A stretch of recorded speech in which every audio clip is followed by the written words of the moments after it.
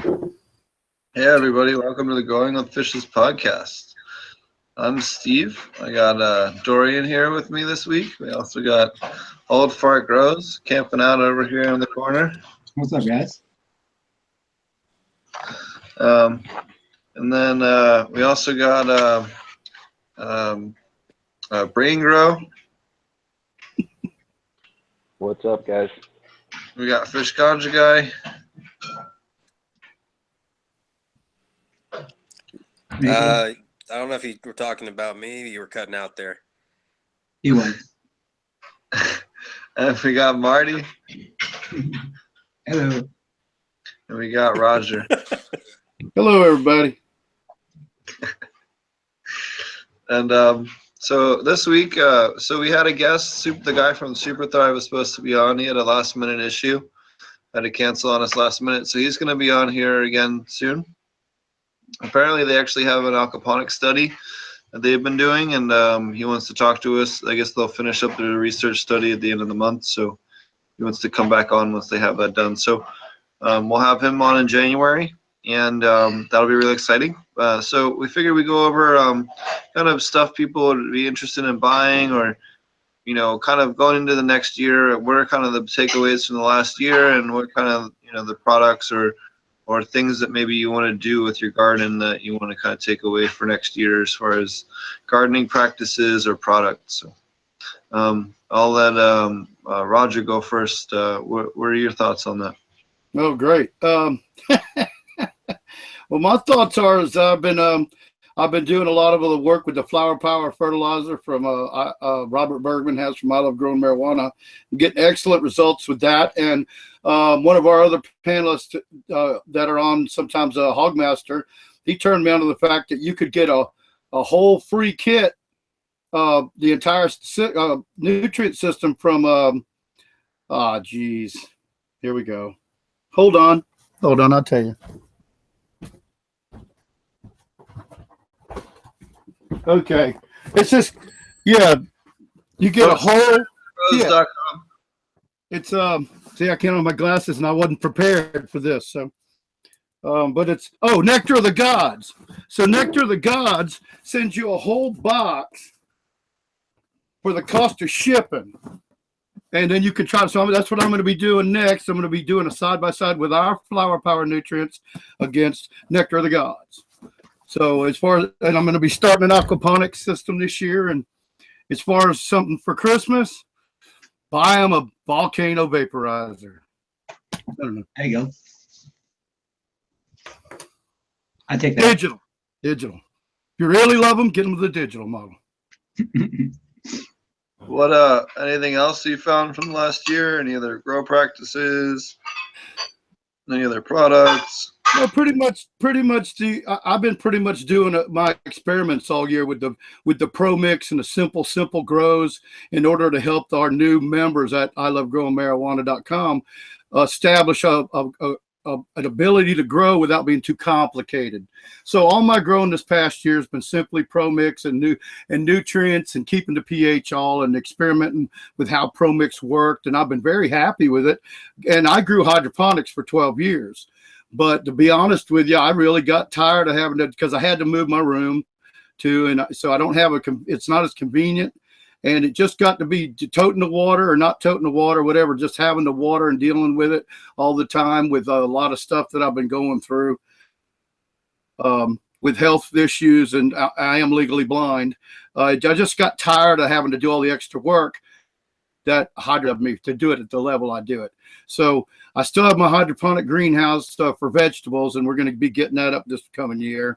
It hadn't been up for a couple of years since I had some health issues, but I don't really have a lot to talk about except for that I have checked this out, and I'm very, very happy to say that after all these years of doing every different kind of hydroponic system I could ever build, and every kind of soil mix that I could contrive, I found that I'm in love with it. I've got some of the best cannabis flower that I've ever had in my entire career, just growing with the Flower Power nutrients and Pro Mix.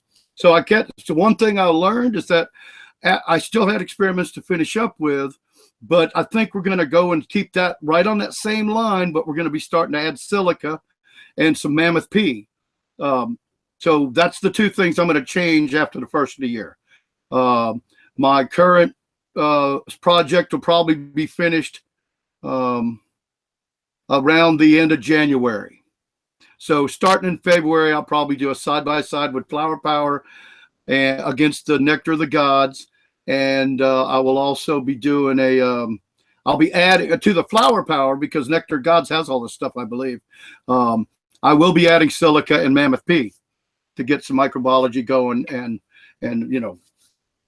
so try that and see if that enhances the Pro Mix, the simplicity. But right now I've got a lot of people following me, and I've learned that when I decided to do this and I had good results and I shared it, I've got a ton of members on the forum that are growing this way. And then I'm going to be experimenting with the lactobacillus in the coming year. And also it's just a matter of space for me more than anything. I'm not going to have 6 different experiments going at one time. So it's kind of like one of those deals. I'm in a less than legal state, so if I grow allegedly, it's kind of a I can get myself in trouble. So anyway, with that said, that's about it. I'm going to be trying the ferments and stuff, which I haven't got around to, but I'm kind of waiting to get a decent little aquaponic setup this spring. So probably about March, we'll start talking about me building some kind of aquaponic system, and then I'll be able to try out. I'll be able to further experiment even more, I think, with the ferments and the labs and stuff like that once I get set up. Once I realize how many fish and I can get them and keep them alive, we'll start having a lot more fun, So that's about it for me. I've had a crappy year, so I might as well get my crappy year out of the way, So On to the next, right? So what about you, BrayneGro? What have your takeaways from last year? What are your products that you think were really awesome you came across this year? Are the grow methods? Any other knowledge, maybe guests or anything else that you learned a lot from this year? Well, to be honest, I don't know about really grow methods. I know one thing I'm looking forward to getting myself for Christmas, since we're on that subject, was the Rosinier. I think it's called like an MV2 rosin press, and that sells for around like $400 for Amazon. And also wanted to shout out True Aquaponics. Again, since we're on the subject of purchasing things for Christmas, if you know of anyone that has aquaponic hobbyist in the family, send them to True Aquaponics, because they do offer free shipping and their prices are better than pretty much most anywhere else you can find that offers aquaponic nutrients or anything like that. But one thing that I'm getting started on working on is my kitchen aquaponic system. I actually just ordered some seeds. I'm going to be growing like a small little head style lettuce called Dragoon. I ordered some stevia seeds. Let's see what else. Lemongrass, red cabbage, and some other stuff to put in my kitchen. So I'm looking forward to starting that up. I'm also going to be moving on with my pumpkin experiments. I ran into a little problem of just adding the dried up pumpkin into my system, pushing the pH up. I think that's what pushed my pH up, because I also add in calcium, magnesium, and potassium in the form of carbonates. So I try to use that to stabilize my pH, but I think the pumpkin drove it up. So I'm going to be working a little bit more with that, doing more fermenting with that to see if I can still use that, but without the side effect of buffering my pH up. But I don't know, I've really this year started doing a lot more dual root zone, and right now I'm having awesome results with that. So I'm really trying to dual root zone everything from here going forward. That's one of my big takeaways from this year, because it seems like so effortless whenever you do dual root zone in aquaponics, and you get so much better results. I think that's about it, though. Right on, man. It's cool. All right. The kitchen grow.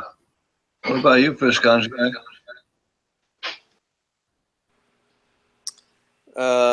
Can you repeat the question? So what are your like takeaways from the last year, grow technique wise, and then product wise, and then maybe like guests or you know, anything else as far as the last year? Let's see. Some of my takeaways are aquaponics are definitely better than soil. Spectrum King lights or just crushers. I learned that a pH of like 5.2 is perfect for aquaponics. Let's see what else. With your 2-plant system in 5-gallon. Fish love it. Yeah. Let's see. That's sarcasm. That's pretty much all I took away from this year. Yeah, I want to say, jump in. I'm also with the Spectrum King. I was blown away by the excellent conversations we had with them this year too. So I agree with Fish on that, and I'm looking forward to talking with them to get my custom-made Frankenstein set up from them. So, you know, Yeah, I can't wait. Some really cool stuff coming out soon. Before I left California, I swung by their factory just to take a look at a few things and pick up a couple parts. And their low-profile flower lights and the low-profile veg lights are just, and I can't stress enough how cool they're going to be once they hit the market. I'm excited for that low-profile flower lights. I think that'll be especially for us people who don't have a whole lot of headroom to grow in. Dude, these things are like 2.5 inches, like thick. It's ridiculous. And there's something about them that I was shown, but I don't know if it's something they've announced about them.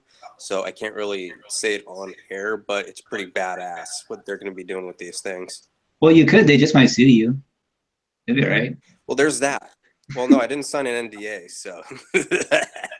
But no, I'm not going to say anything. I tried better than that. Right on.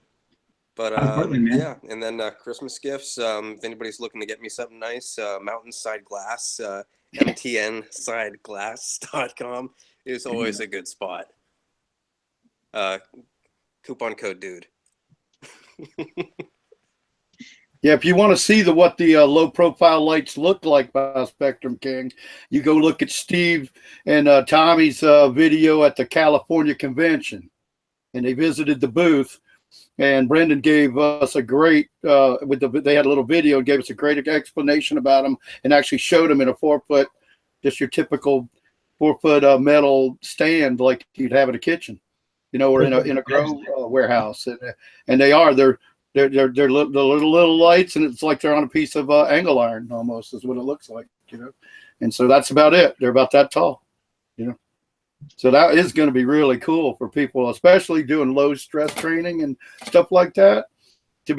I've got a couple applications. I might be able to turn in some really neat grow places if I could procure some of those low profile lights too. I'll tell you. Yeah, especially when somebody's doing like a vertical grow, and they're just got to stack them. I mean, that's going to be key.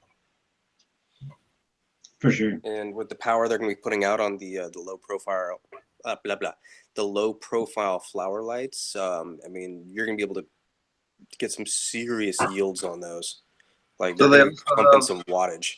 They also have a 602, a 402, and a 102 that are like beefed up versions of their old lights. Better lenses, better chips, slightly more power, like 10 more watts of power. But goddamn, are they fucking awesome. I got a chance to see a bunch of those in Vegas. So yep, sure I've got one of the new SK the 402s. I've got the new board in mind, so that was something I made sure to take care of before I left California, was to pay to upgrade my 400 to the new 400, so that way I could be rocking and rolling when I got up here with board that I could. So we'll see how it works out. Awesome. So what about you, Marty? Oh, I definitely have to agree on the lights. The Spectrum King lights we were just talking about. That'd be cool. And then, if somebody's looking to start out on a system, like Roger was talking about, wanting to buy some kind of system to get together, you can pick up, just a regular old fish tank is always a good thing to start out with, to be able to do something with, or maybe some like 55-gallon poly barrels would be, a good blank slate for somebody to start out with. So that might be kind of cool. They're not overly expensive. So, those might be some good ideas. True Aquaponics, like he talked about, they have nutrient kits. Those would obviously be useful to just about anybody, where you get a little bit of everything. It's kind of like a maintenance kit that they have. And cool. So that'd be pretty neat, I think. And, or starter systems, like that's another thing that he likes to help people is, get their systems up and going. And, he talked about them being a good price. And not only that, but everything is going to be pretty thoroughly checked over to make sure it's fish safe in a relatively sustainable source. And he'll know where it comes from. Like it's not only a good price, but I feel like it's also well researched and supported. You can ask questions on the Facebook group and get an answer relatively quickly. So I definitely won't, feel like if you're going to look for nutrients or something like that to get, that's a great option. Some cool fish might be cool if you've already got an existing system, like some neat looking koi or something like that. To add in, might be a nice little feature, or any type of plants like we talked about. You mentioned you're going to throw in some stevia. I grew some stevia outdoor one year, man. It took over like an entire NFT system. Just went crazy. So it should grow gangbusters. Awesome. And so seeds are always, they're super cheap, so if you don't have a lot of money to spend, you can buy like a whole bunch of different kinds of seeds, and you can find those just about anywhere, like your local co-op. They usually have like, like heirloom tomatoes. There's usually all kinds of different varieties of those. So if you're looking for somebody who's a gardener, you can always do that, or cannabis seeds. I mean, there's always that, or cannabis. You can never go wrong with a jar full of weed, especially if you're in a legal state. If you're in a less than legal state, then maybe not. Probably go with more like a bag weed.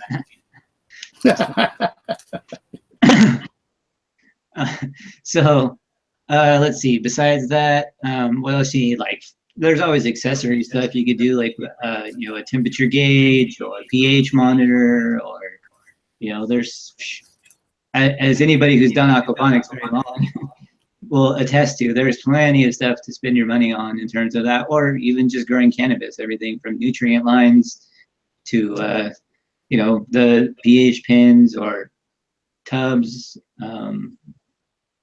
Yeah, get your spouse a Blue Lab truncheon or a Blue Lab multi. They will be very happy with you at Christmas. I'm telling you. Yeah, it kind of depends on what you don't already have, right? I mean, Yep. What don't they have? They always talk about, boy, I wish I had an exhaust fan. I mean, that's not expensive either. They're always complaining about heat. Sure. A lot of people don't have exhaust fan, proper exhaust systems hooked up, and yeah, a good cyclone fan, for instance, or like a, not even necessarily the brand, but the canister fans, those are always pretty easy to hook up, and we'll move a lot of air for like 60 to 120 bucks in there somewhere for a 4 to 6 inch fan, depending on what size you need. And most grow shops anymore will help you figure out, they got a little chart where you can look up for the square footage of your room, how much you need and all that. So you can definitely ask them for that. Uh-oh, we lost Marty. I'm still here. Okay, well, you froze for a minute. Okay. All right. Yeah. Yeah. Well, the simple formula too for you people on that is you take you do your square footage times your height of the room, and that's how many, and then you divide that into your cubic feet per minute, however long you want to take to exhaust. If you want to exhaust the room in 5 minutes, then you do it like that, and it'll tell you how big of a fan you need by dividing the cubic foot by how many minutes you want to exhaust it, and that'll tell you the CFM of the fan you need, whether it be a 4 inch or 6 inch. And honestly, if you're going to run it all the time, you don't need as big a one. That's something people don't realize. They go, I'll run it all the time. Then you don't need an 8 inch, because you got to let the CO2 gather in the room a little bit, so you really shouldn't be running it all the time. I'm sorry we're getting on that. I guess we don't have nothing else to talk about tonight. No, that's all right. But Yeah, anything like that. I mean, there's so many cool things that actually now today with Amazon and all, like you say, you know, and I like to see that, like aquaponics, people going to true aquaponics, but with the things you can buy now, it's so cheap to buy a lamp system, or, you know, well, not a really, really nice Spectrum King lamp system, but I mean, it's really cheap to buy other HID digital lamp systems, and it's real cheap to buy fans and carbon filters now. Wait. Did she tell you don't need an 8-inch? You asking me? Yeah. You telling me she didn't need 8-inch? Okay. Steve's in rare form tonight, folks. We're just the porno Christmas show. You know. So, yeah. And I thought of something when Marty was talking about aquaponic stuff. Like, here's something really cool that I love that most people don't even know about, but I got turned onto it through commercial hydroponics.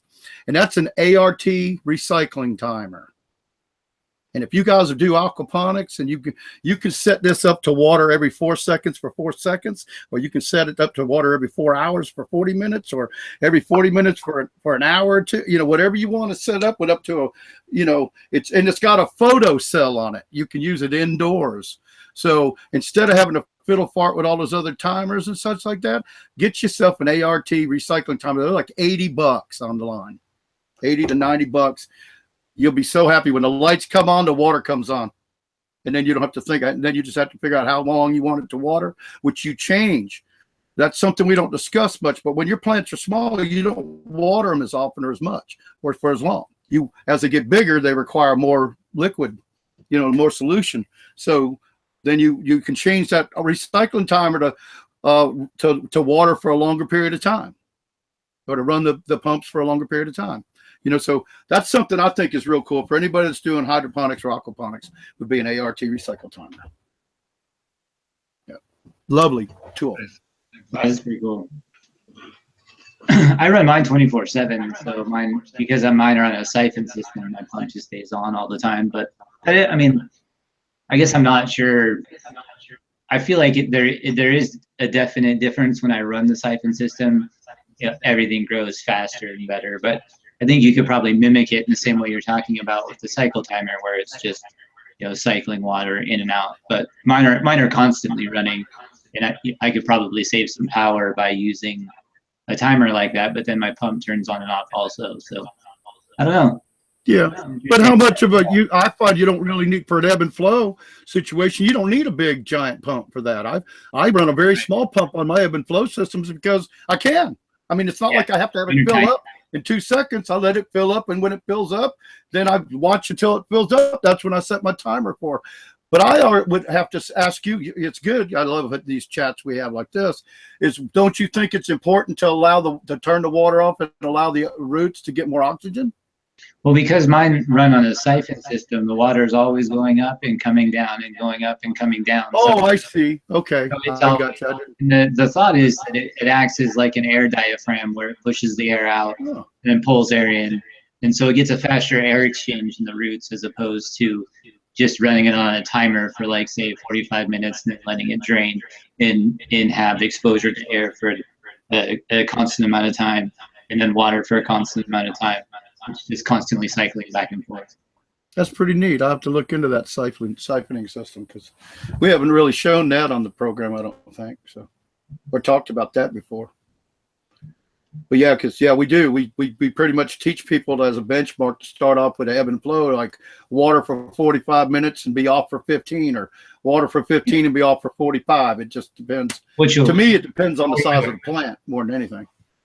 And that'll totally work too. I think my second grow, I did that way on a timer, where that's the only time it ran, and then I had air stones in the tank for the fish. So you can definitely do it that way, no problem. But I feel like that I get better, faster growth with a siphon system, as opposed to just a straight, like, flood and drain on the timer. And is everybody using that same siphon system on the panel? Every one of you guys are aquaponics. Are y'all using siphoning systems? Bell siphon, baby. I use a drain away system. Use bell siphon, or I use index timers, one or the other. So you do it both ways. So the only difference really is our method of siphon. Like they use a bell siphon, and I use an external or loop siphon, whatever you want to call it. But the idea is the same. So my beds cycle about every 10 minutes. They fill up and drain every 10 minutes. Cool. And so when it drains, does it drain all the way out? It drains all the way until it sucks air through the hose and breaks the siphon. So it'll pull air through the drain, and once it pulls a big enough bubble, it breaks the siphon, and the bed fills up again, and then starts draining. Kind of like it makes it sound like when you flush the toilet, basically. Yeah, I got you. Yeah. That's the siphon. So then you actually could use a timer and go 10 on and 10 off and 10 on and 10 off, except that you'd be starting your pump on and off. 10, And you'd have to make sure that your drain didn't slow down so much so that you would start overflowing within that 10 minutes. Means, obviously you just gotta, when you're doing with a timer, you just gotta make sure, because if you turn your water on at a certain flow rate and you don't have enough drainage for it, then it's gonna overflow your beds. So eventually it will slow down. I run a secondary drain up to the top, like just in a tub, just like in a tub or a sink. Sure. I have a thing when it gets up this high, it can't flood the table anymore. It drains back out of a big hose. Yeah, if you're doing an indoor grow, especially if you're doing a one in a less than legal area, it's definitely the way to go. Yeah, because you don't want that thing gurgling like somebody's flushing the toilet in the extra bedroom every 10 minutes, right? But you don't need some issue when you're not home. You don't need to be like at work or some shit and your thing overflows and then suddenly they find out you're by your grow. So I guess the other benefit I get from running mine 24/7 is that my siphon, all my drains are angled so that they, like the hose ends here, and so that when the water is draining out, it's creating aeration, just passive aeration from draining back down into the tank like a waterfall. And so I don't run any air stones in my system because every 10 minutes or so they get aeration from the siphon. Yeah. Right.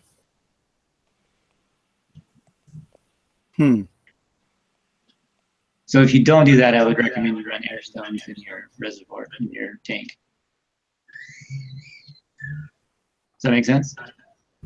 Oh yeah, for sure. I mean, I'll just daydream about how because I use when I use my ebb and flows, I use 5-gallon buckets under out of I use a little tiny pump, and then I run a 3/4 inch drain hose out of it. Oh, like I said, you got your fill side of your ebb and flow and your drain side, and I run a 3/4 inch to a 1 inch on that side back into the bucket. So it does the same thing. As it's coming out, it's splashing in the water and making it's a passive, it's oxygenating the water, or however you want to say it, Right.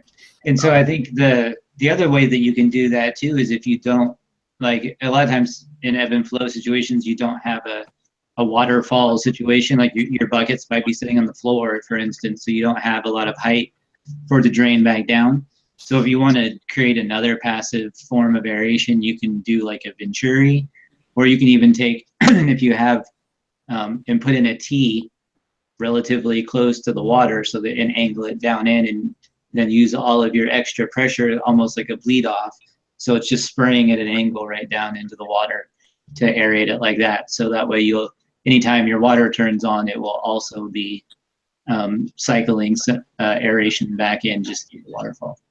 It's funny you said that. I did something similar one time. My feed line, I had such a power. I had a little giant 250 mag drive, and that sucker blow like a hose.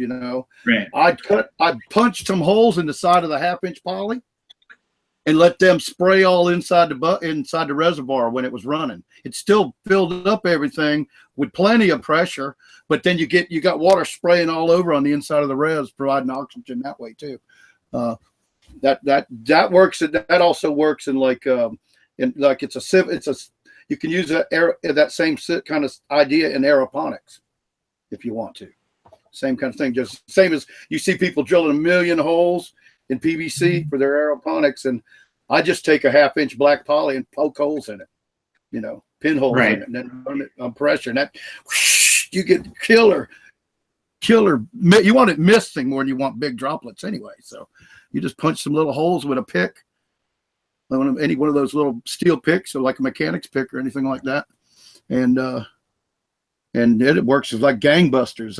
I've become I'm a big fan of black poly. Use it in my well. I know I don't run any white PVC anymore. I run black poly. Like around the farm, I can only have to bury it, 6 inches to a foot. Run it from my well, bury it over to the greenhouse, bury it over, and it saves you a lot of trouble from having to I'll get all these pieces of PVC. You just buy a 100-foot piece of that stuff. It's great. It's cheap too. When you want to do plumbing, a lot of people don't realize it. You can save a lot of money if you look into black poly, and all the fittings fit and join with PVC and stuff.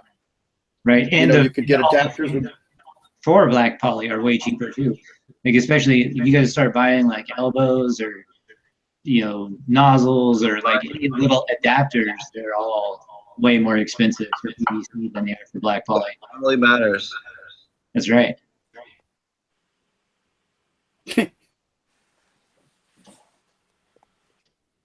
So there's another good get. You could do a big roll of black poly, some adapters, like some tees, or some white. What's it called? the Ultra Scrim, Durascrim. There you go, Durascrim. Yeah. Another good one. You can buy it by the foot from through Aquaponics. At least he was doing that. I don't know if he still is. I don't know. We have to hit him up. Maybe he'll sell it off the back of his truck or something. There you go. And I think a roll of it is about $320 or $30 or something like that. So other good ones, a gift certificate to Orkin, or one of the other sites that has pest control stuff, or a bottle of Kapow, or what's the other one? Optic Foliar is pretty good. Yeah, you're hitting the kind of stuff I was thinking. Optic Foliar, Mammoth P, Yeah, it'd have been great to have the new Super Thrive guy on here tonight to go, buy some Super Thrive for your aquaponic system. Recharge is pretty good.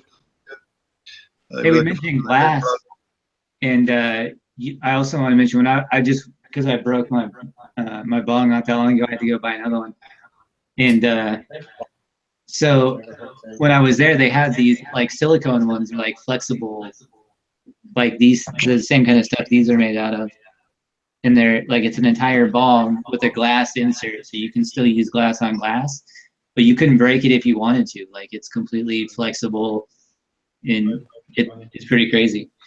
So if you have somebody, I'm thinking for a travel piece, I'm still gonna buy one. I didn't buy one then because I was a little concerned about it, but I've been thinking about it. I'm gonna have to try one out and just see how it goes. I don't know if any of you guys have seen those or used them, but they look pretty cool.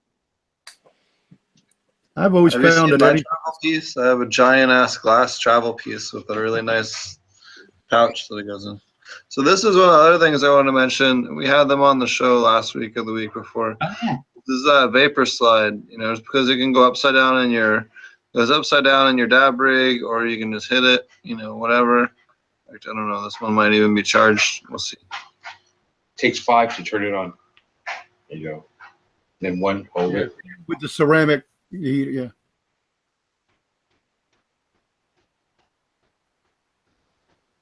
But anyways, really nice vapor pen. Has a really cool like magnetic cartridge. The other ones you usually get are this is a magnetic cartridge, easy to refill. I don't know. Again, we're not any kind of paid sponsor. It just happens to be.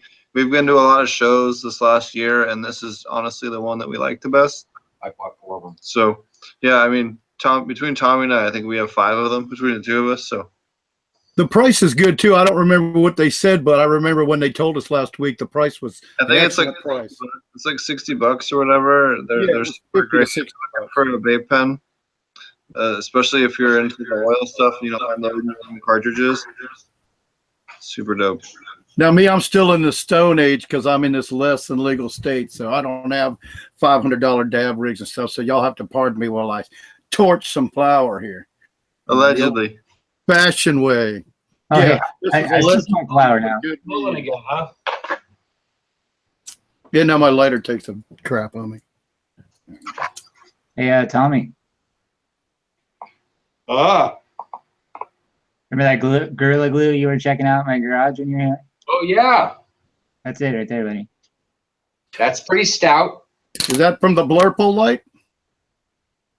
This individual bud was from the Vivid Grow. Let me grab it.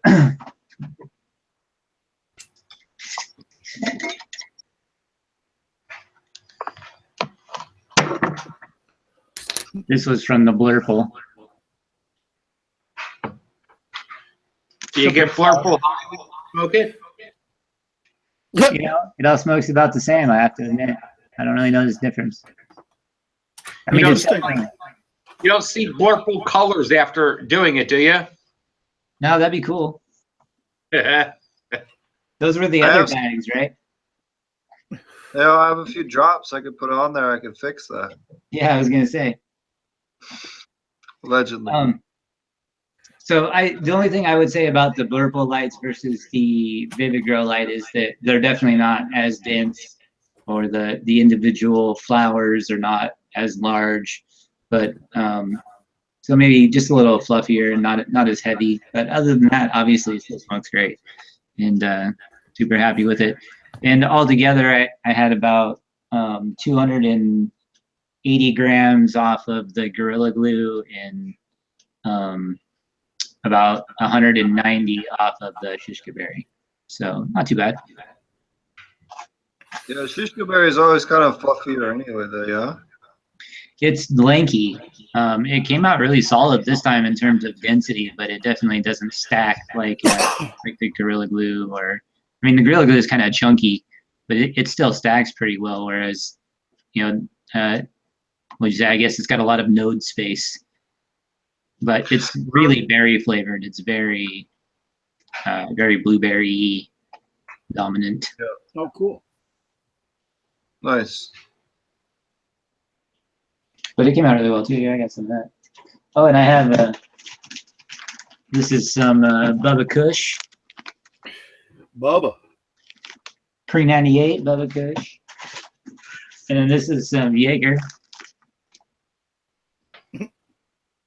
which is purple Hindu Kush. Oh, okay. Nice. Merry Christmas. So some other cool gift ideas. I know if you have someone that's a grower, maybe they're colorblind, and they're into aquaponics. I know all the Hannah checkers are all work with color blindness. They give a digital readout. So if you do have a colorblind relative or someone that struggles with certain colors in the color spectrum, it can be a great option to help them still be able to enjoy. I know I used to sell a lot of those for that reason. What else? Tell us about that again, because you kind of went by it, and if you don't know what you're talking about, we don't know what you were telling us to get, really. Sure. So they're a digital tester. You can test a whole wide range of different nutrients depending on which one you get. It's called Hannah, Hanna, Hanna, and they're a really cool company. They make refractometers that you can check, a wide range of different nutrients in the water, depending on what you're trying to check, and can be great. Another good testing company, if you're looking for something like that, or testing equipment or gift certificate or something like that, is Lamotte, Lamotte. They're a Canadian-based testing company. They're really awesome. They have a lot of really cool testing equipment. Okay. I wondered who that was. Yep. Because I've used Milwaukee all my career. I've got some Hannah, but the Hannah that I've got is actually from Dumme. It just measures iron. Yep. Well, the Hannah Iron Checker is a really good one. That's what I mean, especially for aquaponics. That'd be a real cool something they wouldn't expect. So, what do they call those meters that only measure the individual minerals? Well, the way that it checks it is called a refractometer, but I don't know if there's a particular name for the individual digital checkers. Okay, Dumme had it. He called it something that was I can't recall. I got a refractometer. It's not a Hannah, but I've got one. Oh yeah, refractometers are a little different, but they use refraction. They shine light through it, and right. That's why it's important you don't use EDTA. or EDHA iron, because it will give you false readings when you check it out a Hannah. Interesting. So, yep. EDTA, EDHA. Yep, those two will give you false readings. That's why you don't want to use them. One of the reasons. There's a couple others, but so other cool stuff would be, you know, like we talked a little bit Orkin.com and a couple of other, was it organic control? There's a couple of other beneficial insect websites, you know, gift certificate to something like that. It's really cool. Nutrients, again, True Aquaponics is really cool. There's a couple of others. Was it Alpha Chemicals? I think is the other good one on depending on the amount of bulk you're trying to do. You could go to ilovegrowingmarijuana.com and get the flower power fertilizer. Both it comes in an organic line where you amend your soil medium or your soilless medium, and it comes in a water soluble. And they have a starter kit that starts around $40, and you can grow 2 to 4 plants with that starter kit, and without getting into a ton of money. And check that out too. Not to mention the killer genetics that we pass along from Amsterdam. Nobody ever minds getting some high quality genetics. So we got a really nice line of stuff, and we're improving it every day. So that's his line in court. No one minds getting a nice line of genetics. I just sent BrayneGro some allegedly. Allegedly, you know, he's going to get a Christmas present. Got my terrible joke. Totally fine. Sorry, I have to take a minute. I hear a car door outside. I don't hear any. So other good ones, other good options out there for growers, you know, Hydrofarm, or not Hydrofarm, Real Growers, you know, Recharge has a bunch of really cool deals for Christmas. You know, they have put out a lot of education as well. Trying to think. So Spectrum King, you know, Spectrum King lights are really awesome. They really do put out the best lights that are out there. Trying to think what else is cool out there, especially from working in the industry. Seeds, rareseeds.com has a lot of really cool options. They have some gift certificates. If you have an aquaponic grower in your family and you're looking for another cool option, rareseeds.com has some just really cool seeds, like weird stuff and neat stuff, different colored stuff, oddball plants that are relatively easy to grow. Just kind of neat things to grow. Other cool ones I would suggest is you know, just fly traps or sticky, what are they called, honeydew plants or pitcher plants for aquaponic systems. Again, just remember that you need to put them in closed pots so that the root systems don't intermingle with the aquaponic system. Remember, the nitrogen in an aquaponic system is too high for a normal carnivorous plant. So they can be greatly beneficial in the fact that they do attract insects and pull them away from the other plants. But remember, they are not tolerant to the nitrogen in the system. So you do need to make sure that you're careful when you do that. What you got there, Marty? Remember I texted you, I told you I found that brick of keef? I found it in my safe from like a year ago. Big fat chunk. I totally forgot It's finally aged hash. Is that what you're trying to say? That's right. It's my sleepy time medicine. I'll hit that a couple of times. I look like Tommy over there. Yep. What's up, Tommy? Yeah.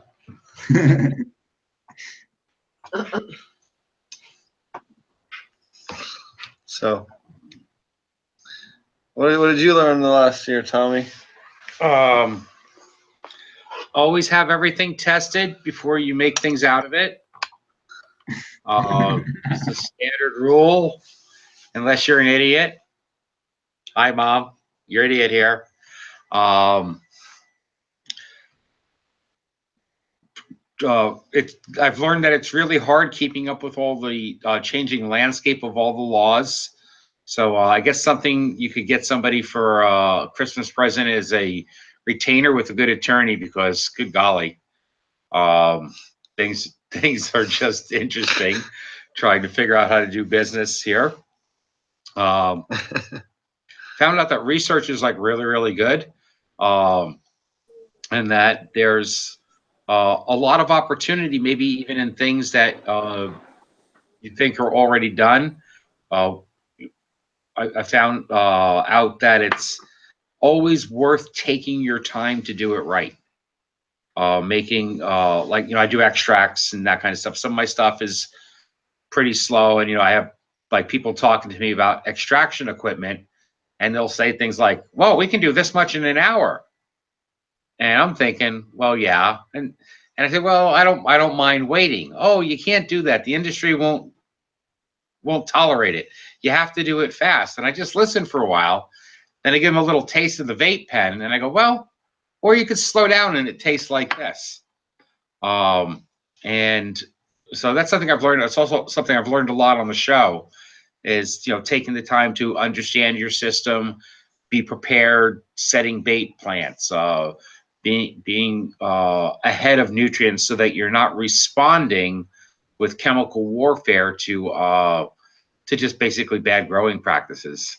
Those are some things I've learned. I don't know what to get people for presents. I'm an old fart. I don't do that kind of stuff anymore, really. Whose products you found that helped you in the last year or two with your growing?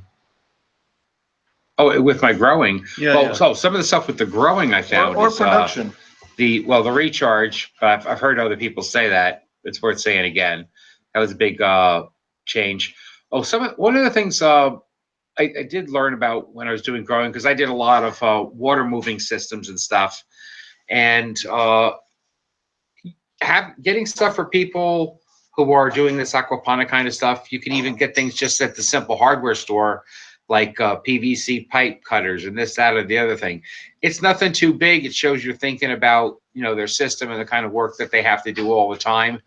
And I haven't met anybody who deals with the PVC plumbing pipe stuff that doesn't mind having an extra cutter around, the little ratcheted kind of cutters. A couple light things you can always pick up are scissors, the Japanese trimming scissors, for anybody that deals with any kind of plants, but particularly the cannabis. There's no springs in them. You can work with these things all day. They are cutting fiends. They're super sharp. They're not like the American stamp blades. They're actually ground and everything. I've also found getting some Tupperware kinds of things, like gallon size pitchers or strainers. It never hurts to have a little strainer near the garden where you can rinse off a little bit of hydrogen or something like that. Droppers, measuring cup kinds of stuff. Getting somebody a piece of crap blender from a yard sale. Great for mixing up nutrients and making worms spin at 650 miles an hour in a little solution, whatever you want to kind of break down, mixing up different stuff. So you don't always have to just get everything from the grow store, the grow sources. You might have something around that you might want to repurpose. And so if you think a little bit out of the box, maybe some cheap kitchen things, whatever, is something that like a worm bin. the garden would have a lot of fun with. Yeah, a worm bin I think would be great. I heard you mention worm, and that's a great idea. And think about that, because I have a couple of them. I build them myself, so I like to have fun with that. But you can go to like what's that place? Is it like Uncle Jim's Worm Farm or something like that? I see that on. And I've gotten worms from them, and they've always been great. I've never had an issue with it. They do have a weird shipping schedule, like they only ship on Tuesdays or some weird thing like that. But that's really so that they can make sure you get worms that are still alive. But that's one thing to give somebody cold, but to give them worms, man, come on. Hey man, those worms. Christmas. They'll multiply. You could just open up a whole can of worms in the thing. Forever, man. So, especially if they're into vermicomposting, then obviously. Hey Marty, have you gave your powder a try yet? I've tried the powder. I'm waiting for other people to get the powder before we're going to do the live thing. I saved some. I got a few more samples. We're finally not going to shows and everything for a while. Cross my heart, knock on wood. We'll make sure the paper airplanes go up. Get this stuff, and we actually got packaging to facilitate this process. Well, see, I had planned on going like cold turkey so that I could just take it on the air. I'm already like 6 joints deep and a whole bunch of long hits. And So you're about perfect then. yeah, so we might as well get this rolling.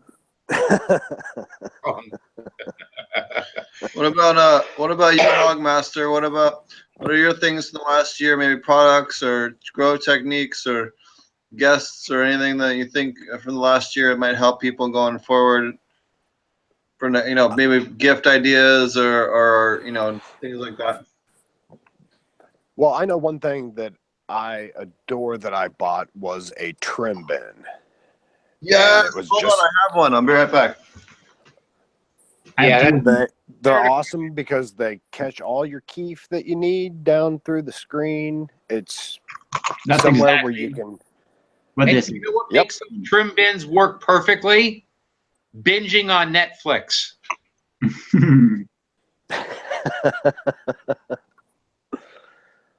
That would be the biggest thing I can think of that every grower should have.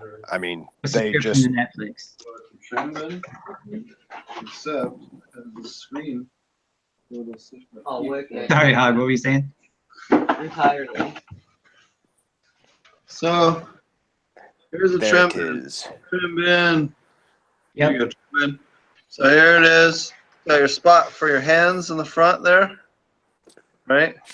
So it looks like a normal bin, and then it transforms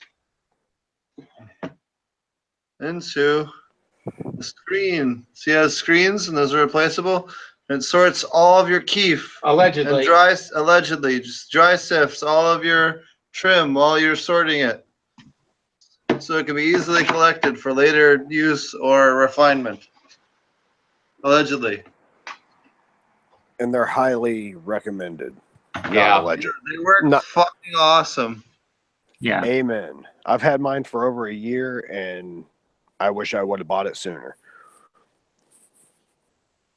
Hell yeah. Well worth it.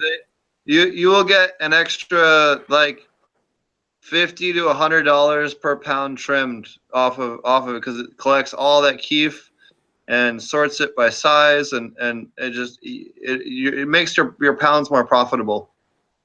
Period. I'd have to go with that and also a rosin press. It really doesn't matter what kind. Oh yeah. Yeah. Pressing your dry sift. Oh my god. Mm-hmm.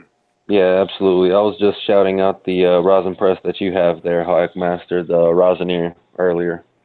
Yeah, you can't go wrong manual or pneumatic. I think the pneumatic does it all. I was gonna say I have a pure But- pressure press, but it's a little more automated, a little more commercial. Yeah, exactly. I've seen it, and it's beautiful. And ain't got that kind of money, so but Oh yeah. on a budget, Yeah. the Rosineers That's Squeeze the fur right off the cat. It's literally like 10 times the price of yours or 8 times the price of yours or something like that. So oh, I'd go with about 15 times the price of mine. I've priced them. They're nice though. I mean, mine went the plates are. bells and whistles. Mine was like 6,200. Yep. I paid 250. So like I said, but I don't think they're going for that price now. I still think but Steve smokes bigger dabs, so Yeah, this is true. he needs a bigger machine. I need a bigger machine because I go through more per dab, you know. And I'll tell you what, I've really been enjoying the pen that I've had for the past few months So which pen? to smoke my rosin. I'm using the Dream Kind pen. It's called the Kind pen, and it's the Dream edition. And they have the ceramic dishes in them. You put yourself a big old blob in it, and you can smoke on that thing for hours. That's cool. Which is kind of like the what I was saying. You need to be able to do with the vape slide. If they had some way that you could just slap your own rosin on there and hit it, that'd be perfect. That would have been. I've still been looking into them. I'm thinking those guys will have something before long figured out on that. I mean, ideally you could do it with flour too, but you know, it's all good. Yeah, here you go. Some Oh, there you go. That's dope. It's got your little, it's completely filthy, but you put your material in there. You got your battery. You have your adjusted airflow, your atomizer, and then it comes with a little glass globe that is actually, it all pretty much will collect in that little area. And then you have your gaskets, and once you put it on there, it pretty well stays. Sorry, I have some dirty dishes. Sorry. They're, I mean, it's just, bam, you're looking at it. They have a lifetime warranty on them, and you can pay, I think it's like $7 for shipping per unit. So it cost me, I think, $35 to get a second pin. That's balling. Never hurts to have a backup. No. Or 3. Because you have friends, right? Yeah. Nice. Yeah. But yeah, they're So here's my nice. vaporizer. Sorry, go ahead. I thought you were done. Yeah, that's, go right ahead, my friend. So this is my vaporizer. It's the one I use at my desk though, so it's a plug-in. But it's called the Buddha Vape, and it's a ceramic heating element. You can see it all lit up in there. And on top you can see that's where I have the little dab adapter, so that when you want to do dabs, it has a little thing on here. It's basically like an e-nail, so that you can drop it right down on top. I don't know if you guys can see. Nice. Right there. So then that basically allows you to do either one. And then for me, I have an adapter on it so that my wand hooks up to the glass on glass for my bong. And so I take vaporizer hits through the bong. So this is our vaporizer. It used to be a fish aquarium. It starts here. It's a nice quartz banger.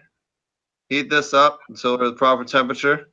We do our dabs, and we have a nice little carb cap, a glass carb cap. Now this has a hole in it, so when I put it on here, it holds most of the smoke in, and it goes through here as a catcher. In fact, you can see there's quite a bit of oil in there from us dabbing. It goes across there,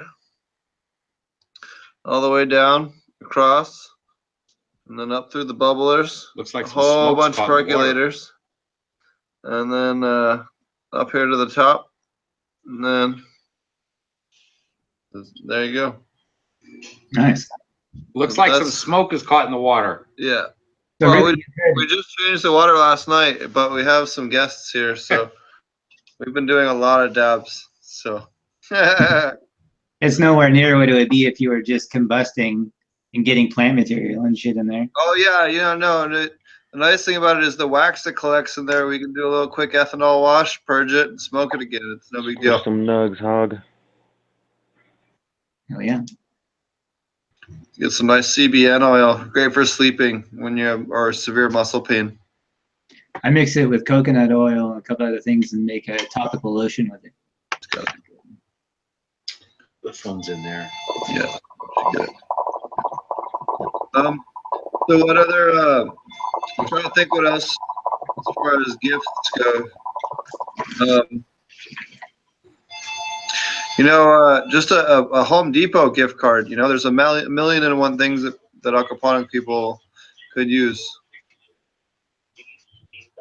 Give me 1 second here, guys. Sorry about that. It's all right. So you still pressing a bunch of stuff, Hog? Oh yeah, everything I can get my hands on. Nice. Yeah, I think that would be Which like the only way that I could do like a straight up like pin vaporizer situation, because I do want something like this, but that I can travel. Obviously, this has got to be plugged into the wall, so that's not very portable at all. So I still want to find something that I feel like, but I still wanted to do flower. I think that's ultimately what I still want, because I still love flower. And I don't have a press, or else I'd probably be able to do that. So if I could find something that I felt like would work good, so I might have to check out your pins and see how they do. They're pretty cheap though too. So yeah, that was the only downfall I didn't see on this pin was an attachment for flour to vaporize it. but I Honestly, know they do make a flower pen as well.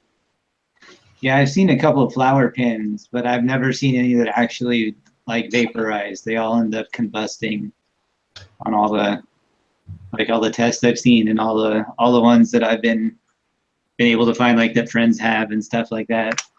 I've only had a couple of friends have one that had like an interchangeable one, like you could put a flower, like it had a different top on Yeah. it, but it just lit it on fire. It was just like smoking a metal joint. Like there was really no, I mean, you open it up, it was just ash inside.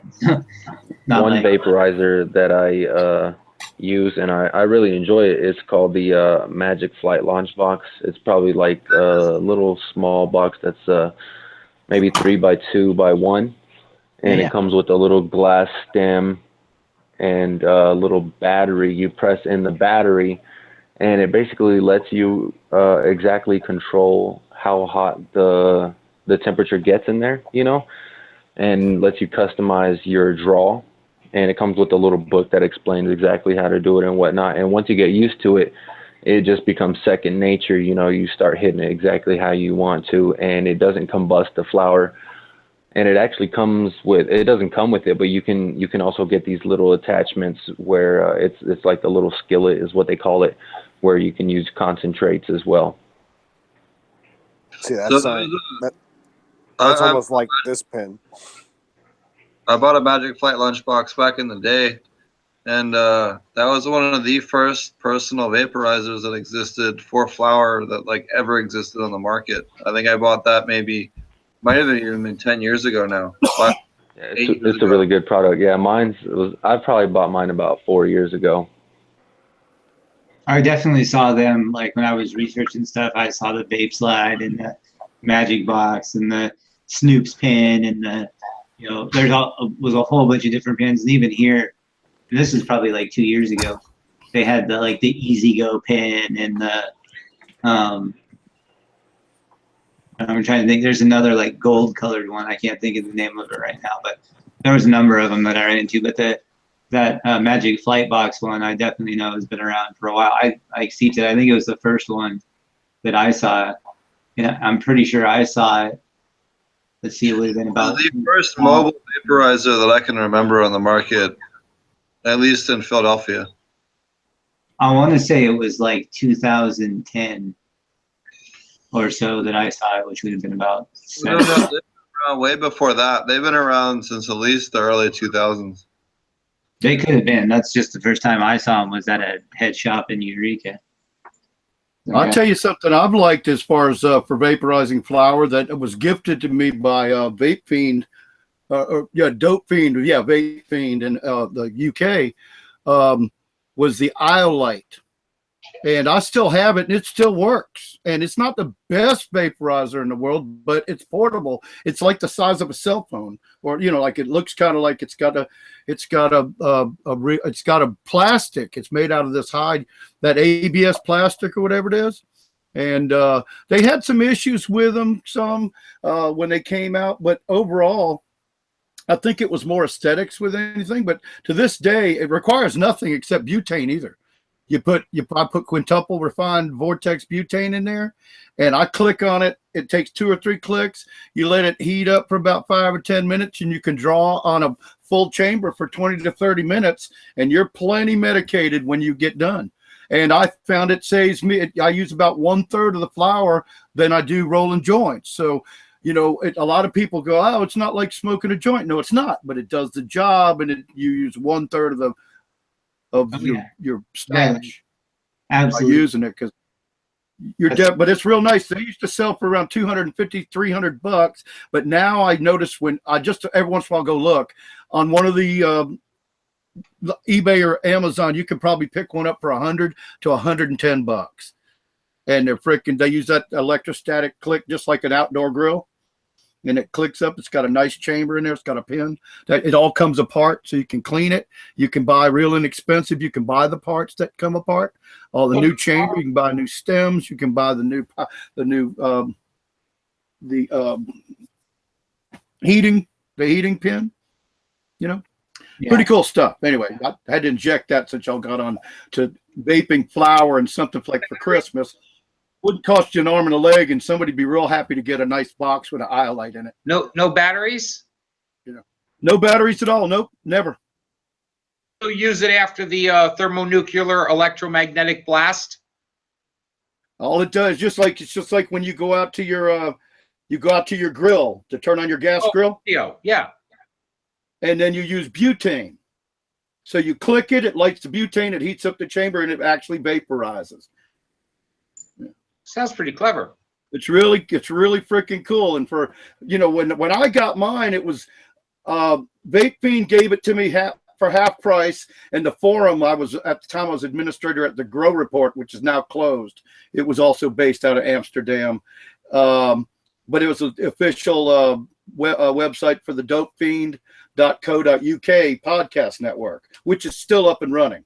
The Dope Fiend podcast is still up and running too. Pretty cool bunch of people, man.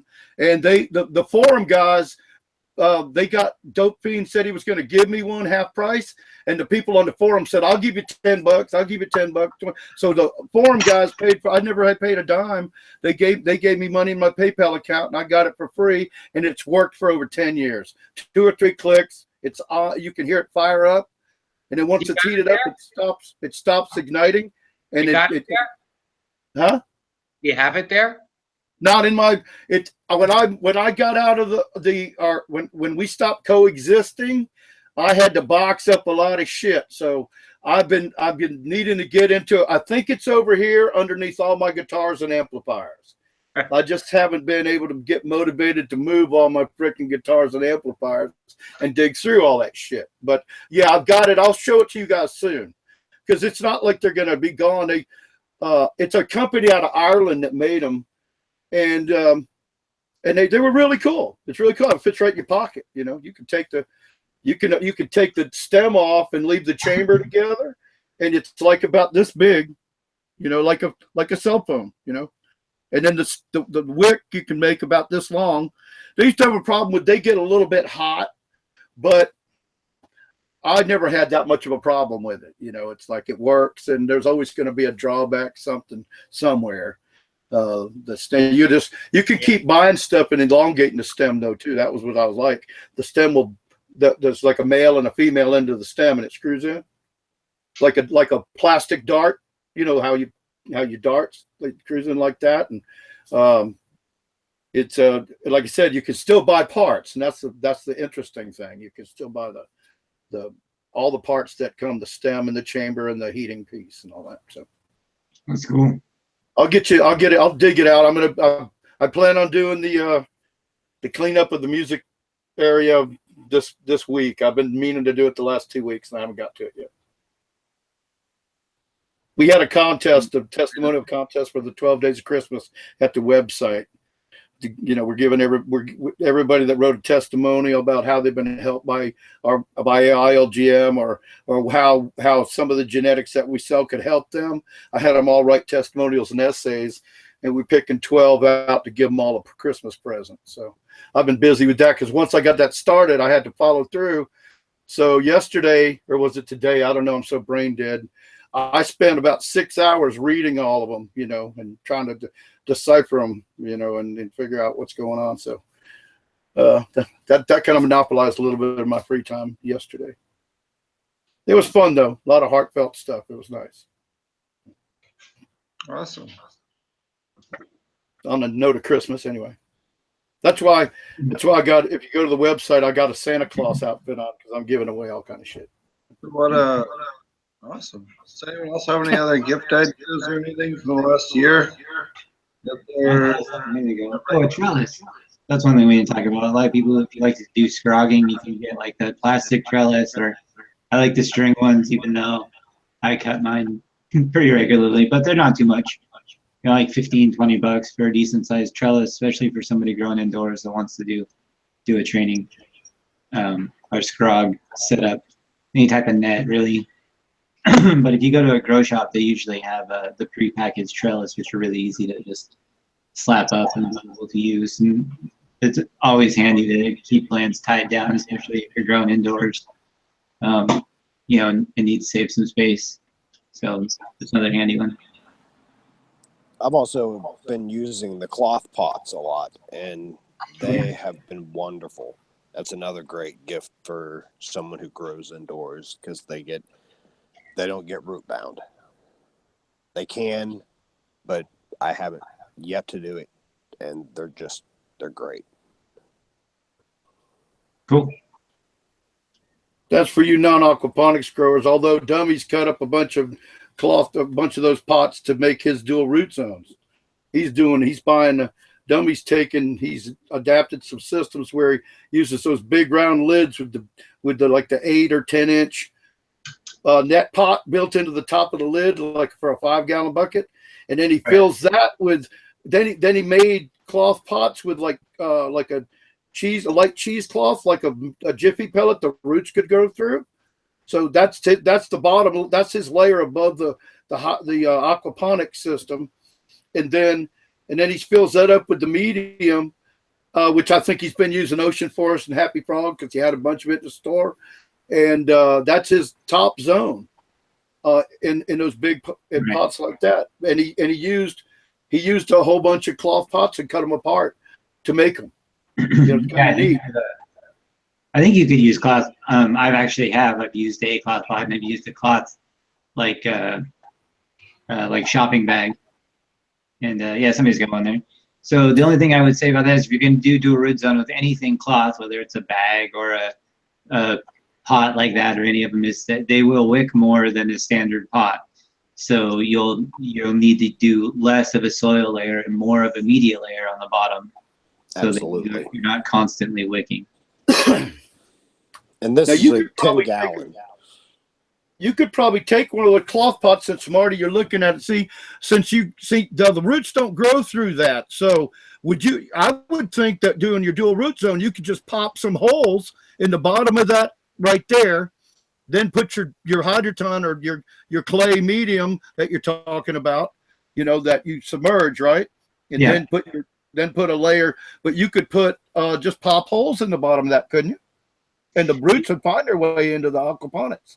Yeah, you definitely could, and I've definitely done that. The only thing is that I'm saying is that you'll still need. I put media on the inside of the pot as well, right? And I put more media in cloth pots because they wick more than a regular pot. So they wick around the outsides. Right. You have to. You just have to have more media inside the pot. Have a larger media layer and a smaller soil layer, so that you have more of an airspace in between there, so that it can breathe a little bit without just constantly wicking, or else your soil layer on the top will stay really wet and probably go anaerobic and cause you some issues. Right.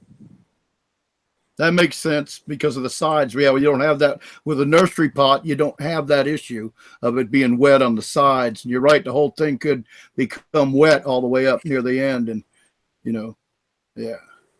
So I switch it over. The roots, after a while, if you use these pots long enough and reuse them, the roots will end up starting to pop out of the bottom of them. Yeah, they will for sure. Roots are tenacious things. Oh yeah, people they go, oh, I don't want to use this because I use 2-inch, 3-inch, 3 3/4, and 5-inch net pots. Okay, and I have people say you can't use a 2-inch net pot. I said bullshit. When that root decides to go through that net pot, it don't matter about that net pot. That net pot costs 15 to 20 cents, and that root's got that net pot is not going to restrict that plant from growing, man. It'll destroy it. Root doesn't even know that net pot's there.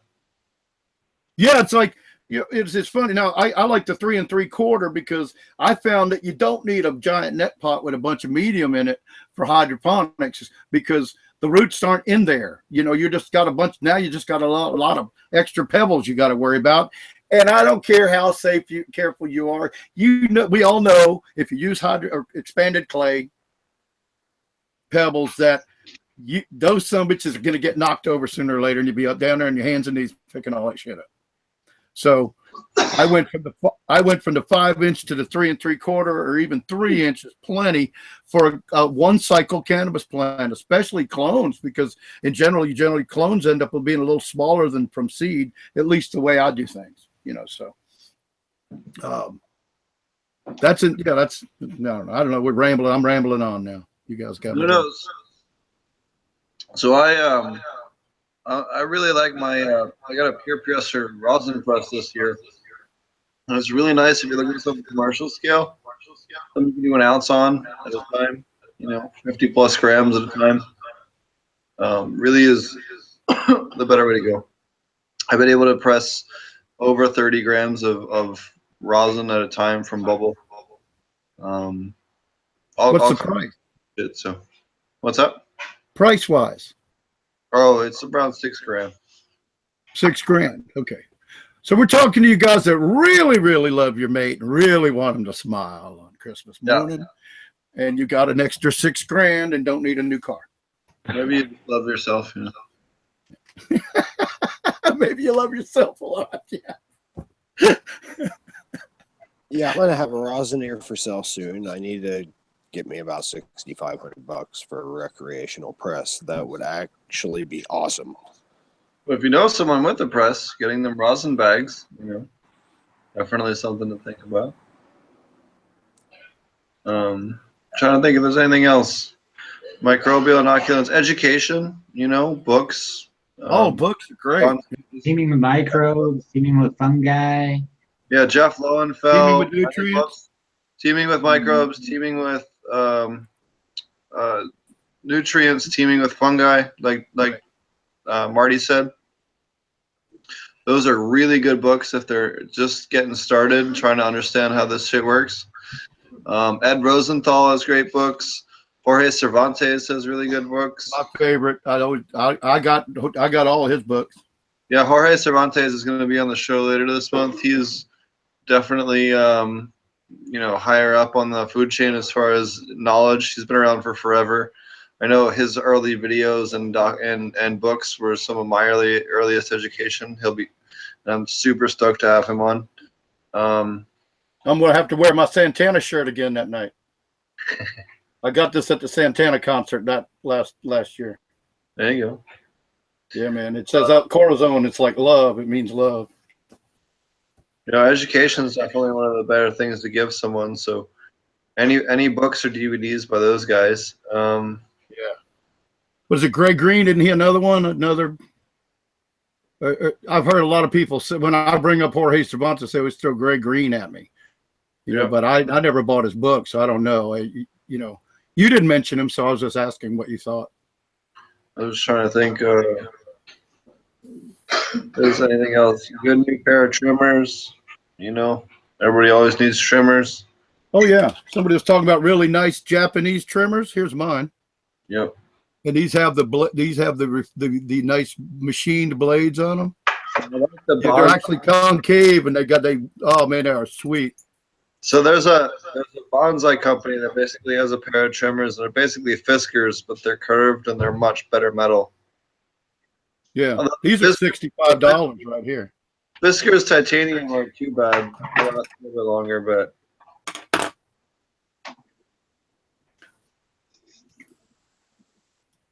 Yeah,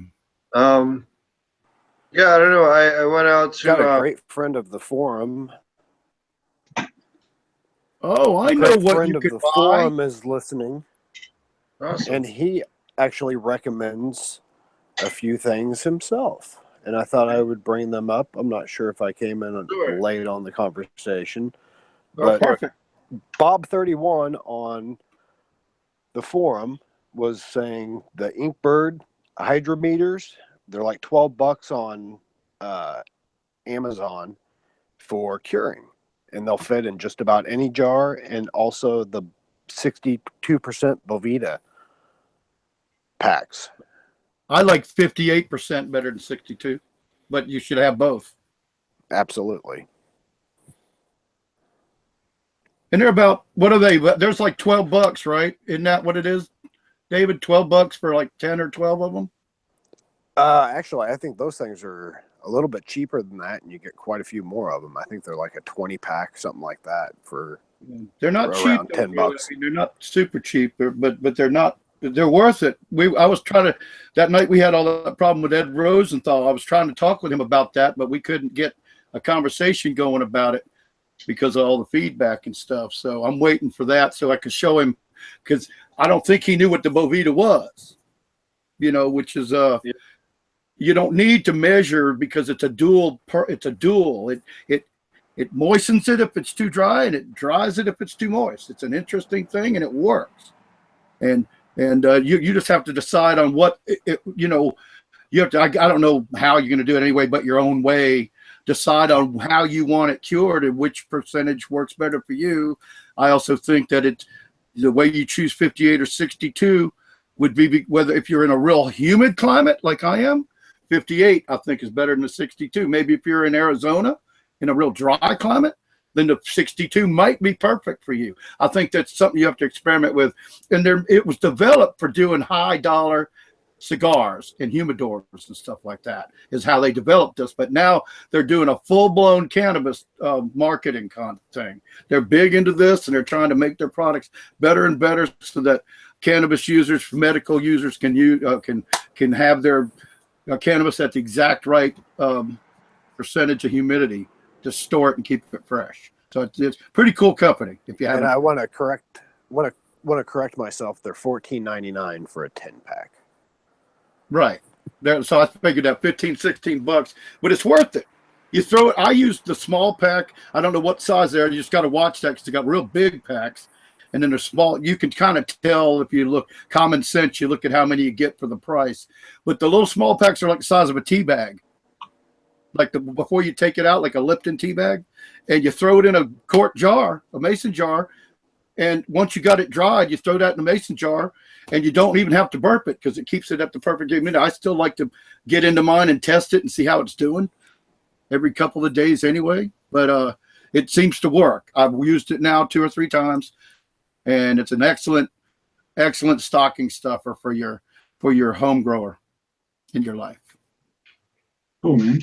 That's a great suggestion. You got what else did Bob? Bob, by the way, is one of our new mentors. He's a new volunteer helping us out. He's a really nice guy and knowledgeable, good grower, friendly guy. And so he must be watching the show. I was picking on him. He says he goes to bed at 9:30, and he's on the east, all in the east too. So he's up past his bedtime listening to all of us.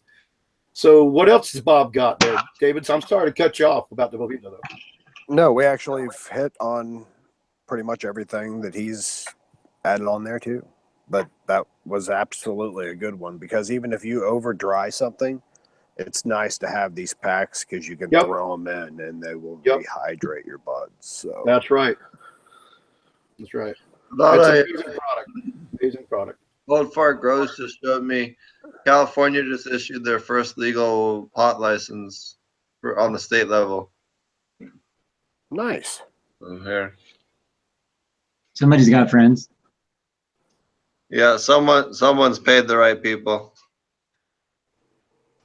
I want to know who. I want to give money. I'm sure you're gonna have to get Bob on. said it's way past his bedtime.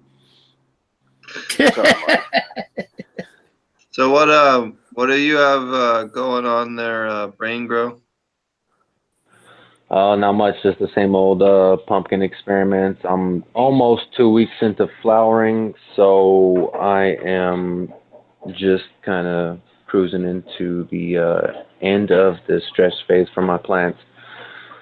So again, I'm just really looking forward to harvesting these buds. You know, it's supposed to be a nice purple strain, so I can't wait for those flowers to really start coming in. They're really pre-flowering hardcore. One of my my third ninja fruit pheno is still in veg, and it is got pretty heavy pre-flowers on it. So I don't know, I really want to put it into flower, but I don't have any room. I'm gonna have to do something because I'm running out of space for that one. It's getting pretty big, and it's doing awesome. That's one of the ones I have in dual root zone, so that one's just cruising along, you know. let's see what else. I made some capsules for my dad. I was telling y'all he has a stage 4 colorectal cancer, and I hooked him up with some THC capsules today. I made him some using Old Fart Grows' method of decarboxylation and then the coconut oil infusion. Cool. And when you opened up that jar, even when the coconut oil was frozen, boy, that smell was still just completely there. It was just, oh my God, it smelled amazing. I wanted to take some myself. But anyway, I was working on that, and I was just definitely wanted to shout out Old Fart for that method, for sharing that method with everybody, because it definitely works amazingly. Right on, sir. Hey, thanks for the feedback. That's why I love sharing the recipe. It's the strongest medicine I have found, and when people like that need it, that's just so awesome to hear that. Yeah, That's absolutely. He right should be taking the first one tonight, so I can't wait to hear what he says tomorrow. I told him, like, you should have no problem sleeping through the whole night without waking up once, and then wake up with the munchies. So. Amy, on that same note, while we're on that subject, Amy, I've been giving it to her topically, and because she's got a childhood injury to broke her foot, and she's got a chronic pain in her foot, and every time she comes home all nasty and mean, I hand her that jar and tell her to rub that on her foot, and she's been getting relief. And like I've said, we're estranged, so for her to compliment or give a positive kind of feedback on something that I gave her, yeah, that worked good, Tommy. That, as far as topically, I still haven't stuck it up anybody's ass though, buddy, just in case you're wondering. I know you're wondering. But if your time in the sun will come. We're working towards it. We're working towards it. It takes a little bit of time. Coconut oil suppositories. Yeah. The booty love comes with time. He has to build trust with you first. Buy me a nice dinner. Oh man.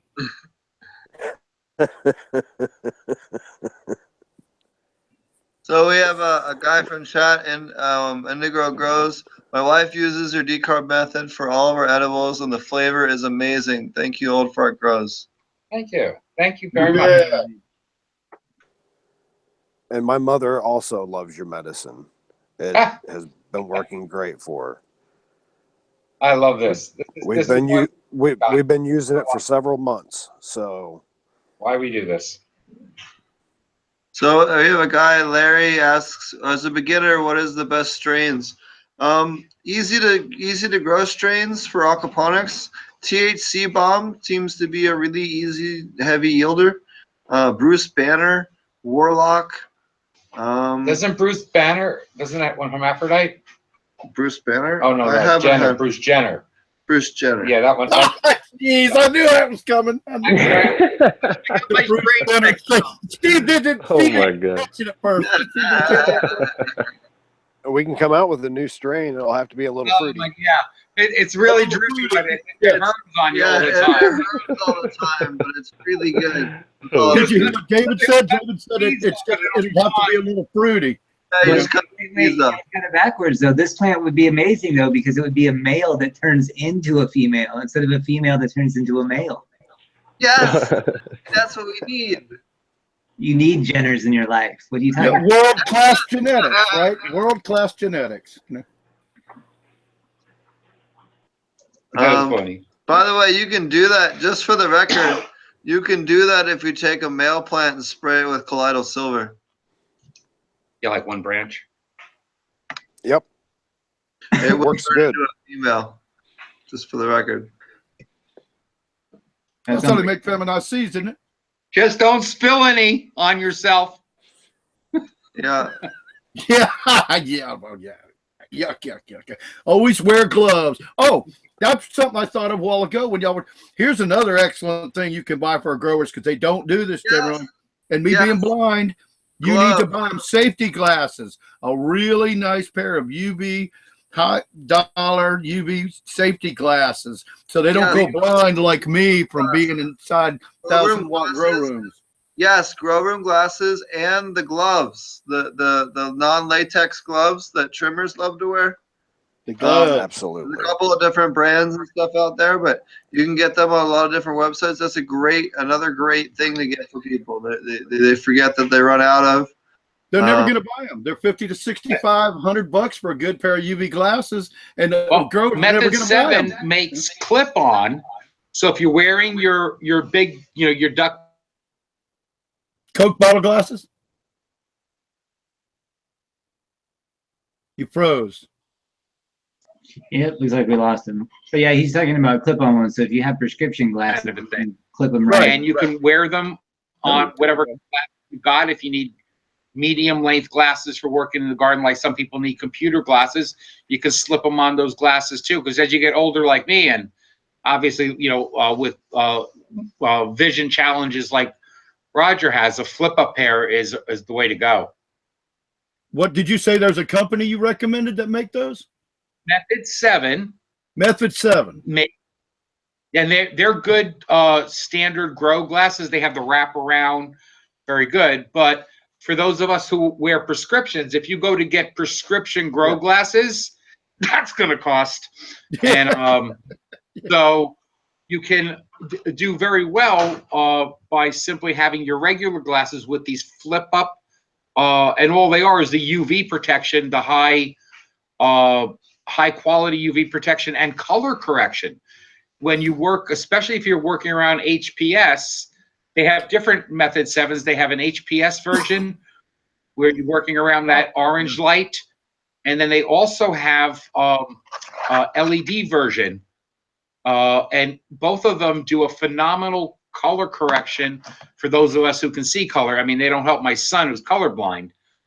But yes, you can get those different kinds of glasses in flip up also from Method 7. I'm sure somebody else has them, but I have experience and my son has experience with the Method 7, and they were like $60, and they go from glasses to glasses to glasses. While we're on that note, another really good gift if you're looking for someone that's doing aquaponics or even just cannabis growing or even regular vegetable gardening, say they're not even any of those. So you have a grandma or a parent or a father or whatever, is a microscope, a USB microscope, a 200x or a 400x or a 500x, because it allows you to see your compost teas and your lactobacilli and your other different compounds that you're working on, and see what your concentrations are, so you know if it's done or not, and really can help you speed things up a lot. You're like $40 to $100 for that. They're super cheap. You can get them online, Amazon. Try and get one where it has a little stand with it, or be prepared to put it on the stand, because it's such a fine such a grand magnification that just the blood coursing through your fingers makes you safe so much you can't see what you're looking at. Yep. It's got to be rigidly mounted. So any kind of camera stand, or when they make those little desktop camera stands are like 4 inches. Usually you can buy the camera and get the stand. I find when you buy stuff like that, find a kit. When you look at how much everything would buy to have what you need, if you get one of those cameras with a kit, even a little carrying case, maybe it'll save you from messing up the lens, and you'll get the little tiny little desktop tripod and a cleaning cloth and stuff like that. So look for a kit when you're looking into those electronics, even cameras and stuff. But that's a cool thing. Or if you have a child, if you have a kid that's or a nephew, a niece, neighborhood child that you happen to be positive role model for, whatever. I don't know. Did you say grooming? You're I don't know. I'm just trying to think of being inclusive here. Anyways, so the parents have left after the porno section of the show, dude. We don't need to really talk about children right now. Oh. The parents left. You're doing dabs. So allegedly, yes. So the microscopes are really awesome because they're super educational. They can put damn near anything underneath of them and learn something. Or find something cool. So that's a great option as well. If you want something for yourself that you can also use, that you have kids for their science projects, it can be a great justification for buying yourself a compost tea microscope or whatever, you know. Looking for bugs. Yeah, you know, what I'm saying is use the kids as a justification to buy yourself some toys. It took us a long time to buy the Xbox that way. Yeah. I'll tell you one thing my wife did, I think last year, was she bought me my entire stocking was full of rolling papers and lighters. Like that's all that was in there. It was Cool. like a year's worth.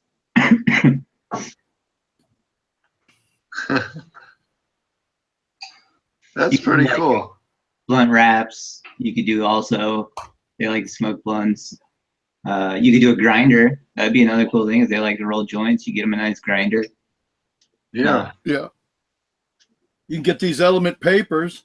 They come, there's 300 papers in this one pack for about $4 or $5. Literally 300 wraps in this one thing right here. Nice. Yeah, I love Element Papers myself. That's my favorite brand. Oh, they'd be in business. And it never hurts to have a nice platter to save your cannabis from falling off of it. I found works really good as the hors d'oeuvre trays. Yeah. Your pickles and olives and shit, because you can put your different strains of weed in that you've ground up. So if you've got some left, you don't mix them. Lazy Susan. These are the ones I use, which are a lot like Elements, except for they don't have any glue on them.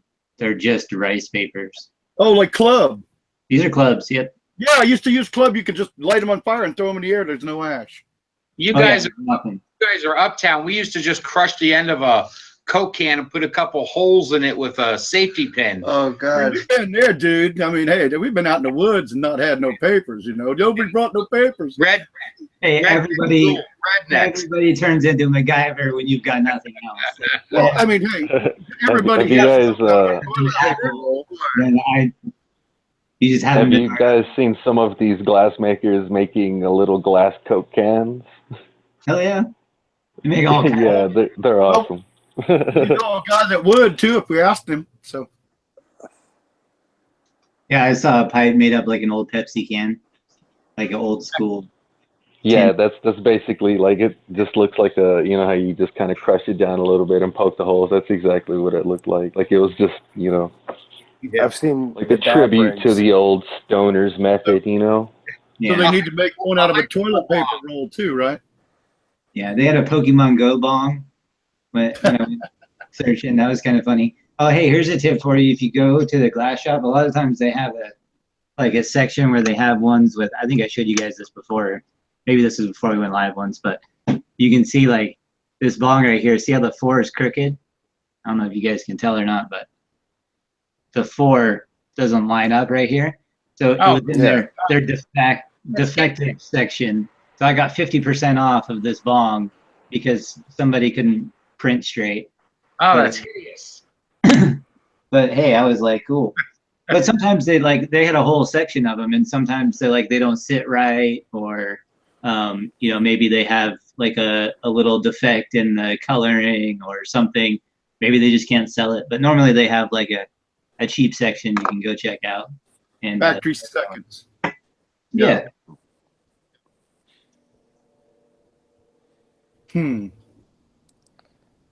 Yeah, see, I'm restrained from spending a bunch of money on a nice glass bong because I no matter how careful I am, I eventually knock shit over because of, you know, my depth perception is off a little bit now. I'm the same way, Roger. I just refuse to spend money on glass anymore. I don't have one glass pieces. anymore. It just breaks my heart. Freaking raspberry glass where raspberry jam came in, you know. I dropped $70 on this, and that's probably about as much as I was willing to drop. Well, that's a big one. You got something about big, giant bongs, don't you? Another good gift is I can just set it on my lap and hit it. another good gift is if someone only has a one bong and they do dabs and bong, you know, smoke with flower, get them a separate dab rig. Like you should have a separate rig for dabs and a separate rig for flower. You should not do them from the same rig because you can continue to recycle the quote unquote res from the reclaim dab rig, whereas you cannot from the other one. So, well, you can, but it tastes fucking awful and you shouldn't. So Are you If talking you can about, reclaim your dab, but your flower rig is going to make everything a mess. So Yeah, so if somebody, so that could be great, you know, a dab rig for someone that doesn't have one that does dabs. Another great gift option. dabs is always a good gift option. Yeah, just more dabs, always good. You know, they have a lot of Actually- delivery services here in Oregon. I wonder if you could like call up and just have weed delivered to somebody's house. That'd be kind of cool. Great stocking stuffer, fits right in the stocking. That's right. It's one reason I love my pen. I don't think I've touched my dab rig in a few weeks. Haven't I needed still to because prefer it off the glass, regardless. Pens are great and all for mobility. I still like it off the glass better. absolutely the taste is completely different. So what have you been doing, BrayneGro, as far as your grow? You just asked me, man. he already told you. He's in his second week of flower. Right. What have you been up to, Hogmaster? Just doing my side-by-side White Widow auto compare with the Remo nutrients and the Nectar of the Gods. They're both turning out awesome. I don't think there's a loser either way. The Remo seems to be a lot taller, but it's starting to thicken up, and it's actually a few weeks behind the Nectar, and they started at the same time. Interesting. And I Okay. just started put my gold leaf into flower. Got it all nice and trimmed up, and she's very happy. Under 12 now. Now, how And much then do you trim them back when you kick them into flower? Do you butcher them, or? Well, you guys seen it last week, and it had all the big fan leaves on it and everything. Let's see if I can give you a little preview. I trim about 5 to 6 inches from the medium up, and as it grows, I just keep trimming. So it's got a good 5-6 inch between medium before the first branch. And how much are you defoliating? Not a whole lot. I don't like to trim out a lot at first whenever I put them into flower. Let's see here. Sorry.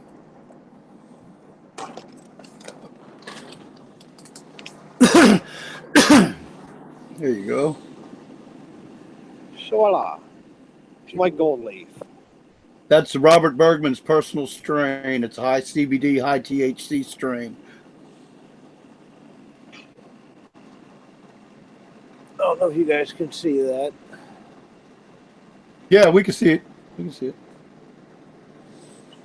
And then here is my Nectar of the Gods White It's not an Widow. auto, is it? Yeah, probably. Is that an auto?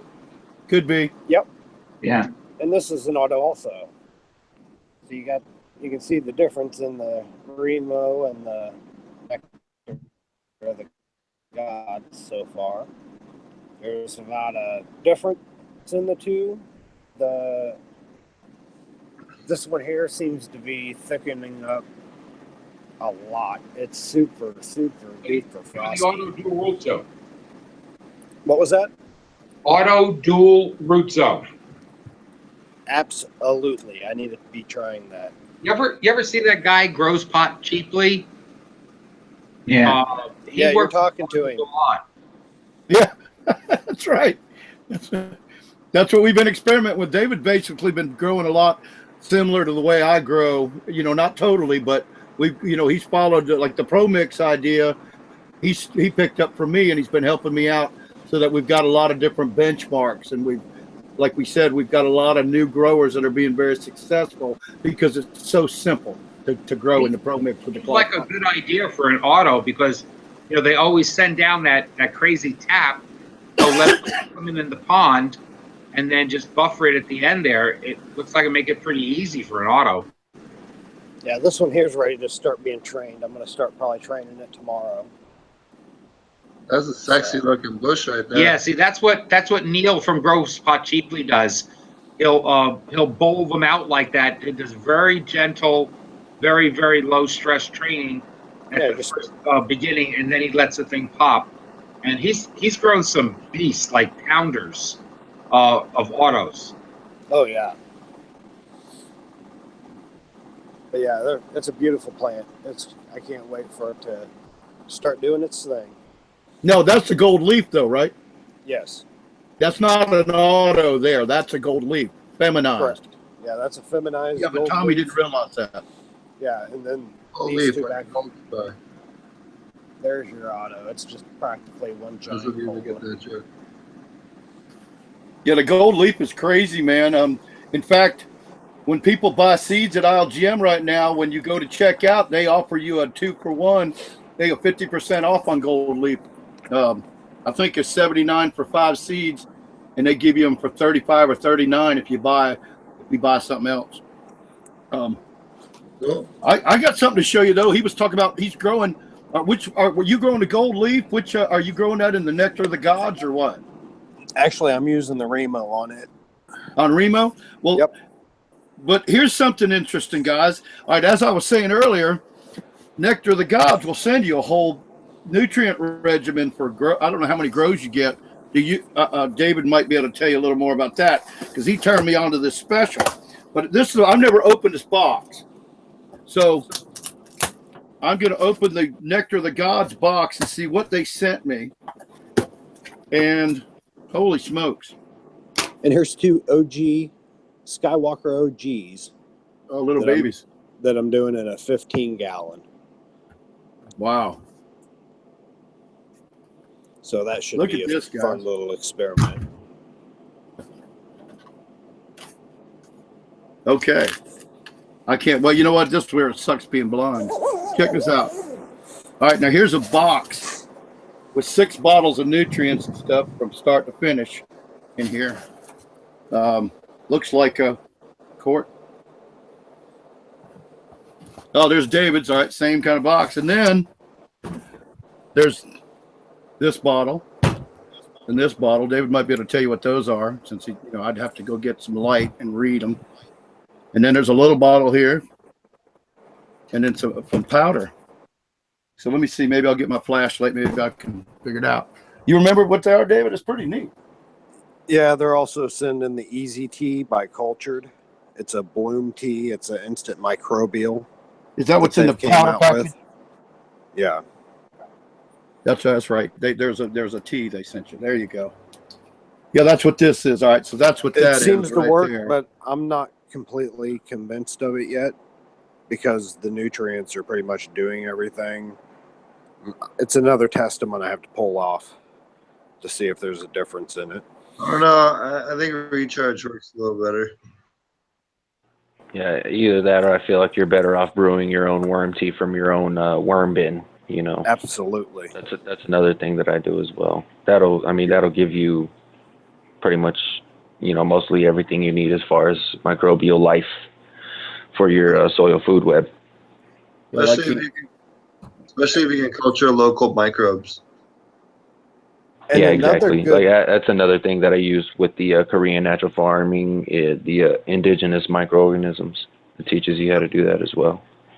I was thinking another good Christmas present that's fairly cheap, one of the vacuum sealers for storage. If you store, I personally like to store my stuff in jars, and I have an attachment, and I suck all the air out of the jars, and I store everything.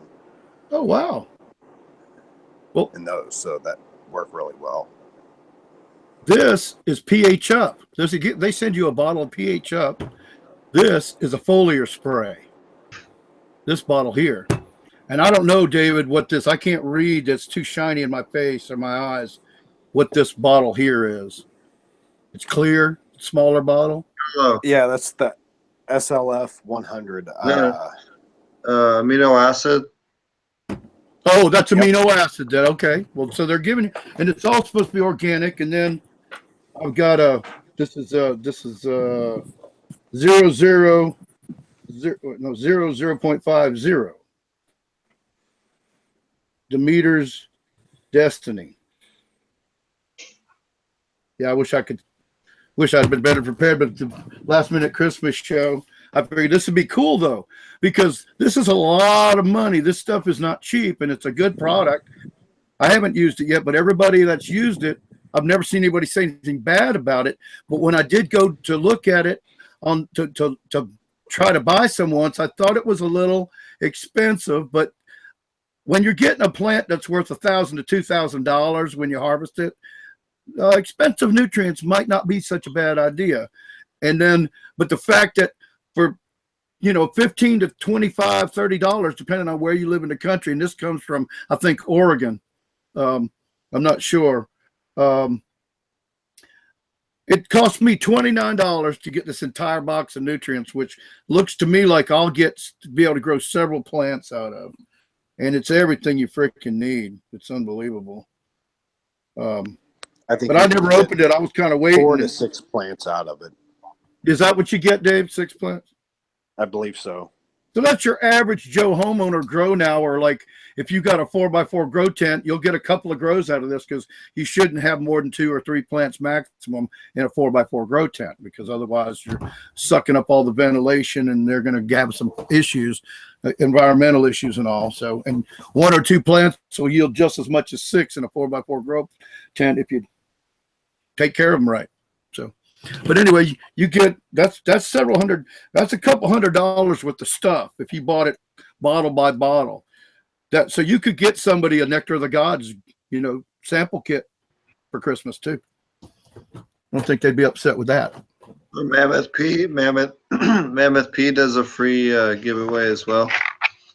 That's right. He said that you can get a hold of him and he'll send you a bottle too. Yeah. So if you're on the cheap, you could write them, and get a gift for your loved one if you're broke. Well, that's what it was. Mammoth P said they would tell you where to go at a local grow store. He said he'd tell you where to go to a local grow store to get a free sample. But if you didn't have a local grow store around, I wanted Cow. What was our man's name from Mammoth P? Colin. I was close. All right. So Colin said that if you were in a situation where you, like me, for instance, I'm an hour away from the closest grow store, and that's the only one in the whole area. Some people don't even have that. And he said, so if you contact them and there's no grow store in your area, then they will work out sending you a sample, which I thought was really nice and very generous.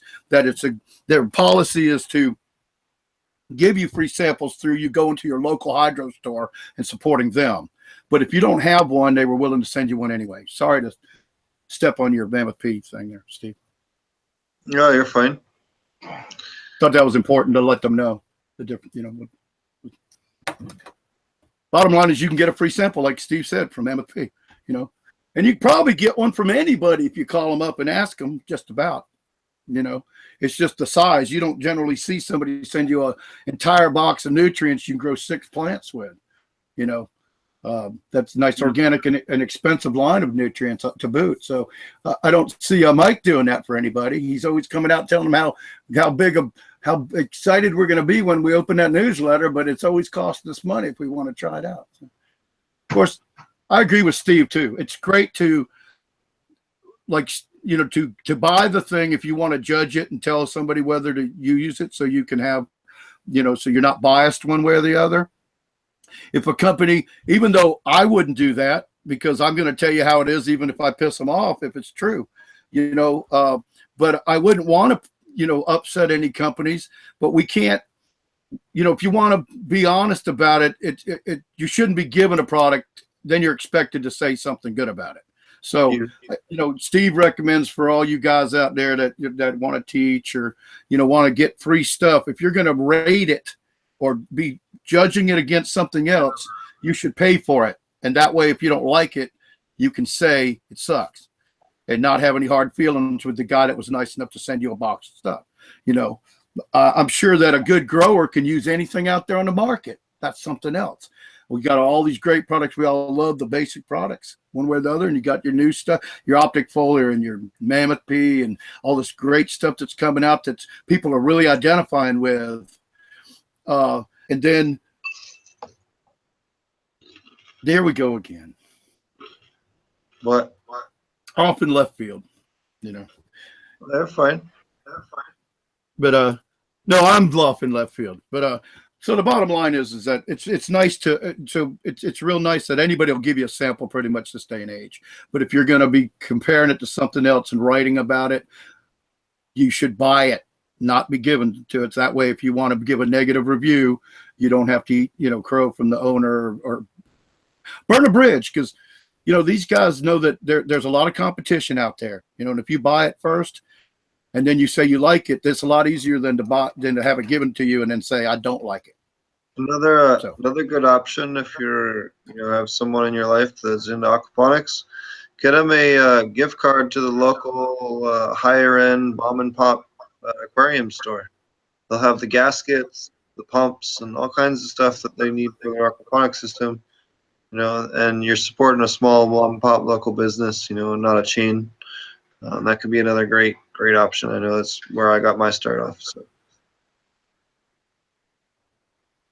I have to give a shout out to Aquaponic Dumme, who has a fish store, way up there in Maine. I don't think he's doing much fish right now, but we hope you're listening, or hope you listen this week, and want to give you a shout out. Happy holidays. We need to hear from you sometime soon, my friend. Yep. So, all right. What about you, Roger? What have you been up to?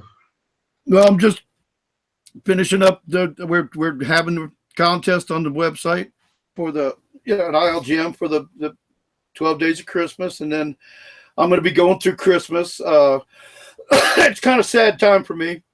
My best friend, it's actually the anniversary of my best friend dying 2 years ago. And this last day or two, or tonight, and then I've been alone all year, and I'm going to get to go to my parents for Christmas. But other than that, I'm just trying to get some things, infrastructure done out here at the farm, because the one thing about being on this show since April 20th was that I got really motivated to get my greenhouse done, and I got a lot of infrastructure and clearing and weed pulling and stuff to do to get everything back the way it used to be. And I'm really looking forward to it. So that's what I'm up to, trying to be motivated and staying upbeat and getting out there and getting a little bit of something done every day, so that come springtime, well, I'll start early if I can get the greenhouse set up, but probably just use it conventional this year. So come springtime, I'm looking to have a bunch of nice videos for you guys showing you what I've got going out there. It's a lot of fun, and it's not that hard or expensive to learn the hydroponic system that I got out there. And then if it all goes to plan, I'll be making a section for aquaponics so we can try them out there. But since I'm in a less than legal state, as my friends here like to say, I will only be showing you vegetable growth. But you'll be astonished by what it is. And I personally, I'm a little cocky, so I think I'll be able to keep the fish alive. So, I know nobody keeps the fish alive at first, but I've actually had fish, so I was able to keep them alive. So I'm kind of going by that. Maybe I can keep the fish alive, but we'll see. I guess once nitrates are being deposited by plants into the water, it changes things. But Oh, we've been just getting purity medicinals off the ground.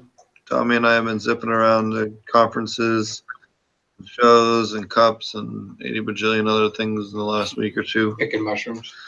And picking some wild mushrooms. That was a lot of fun. Kind of teaching him and Dorian what's safe to eat and what isn't, and that kind of stuff. So that's been kind of cool. All kinds of neat stuff. We had some guests in from Canada. I don't know if they want to say hi or not. Hold on.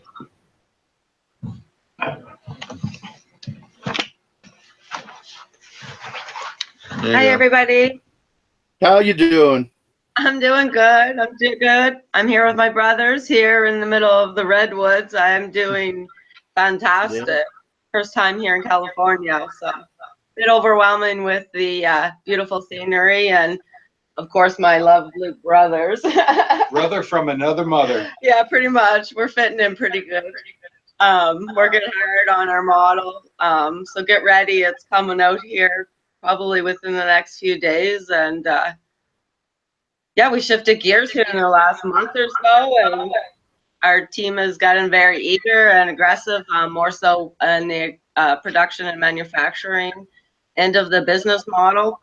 We're eager to get to cash flow. That's our main objective today.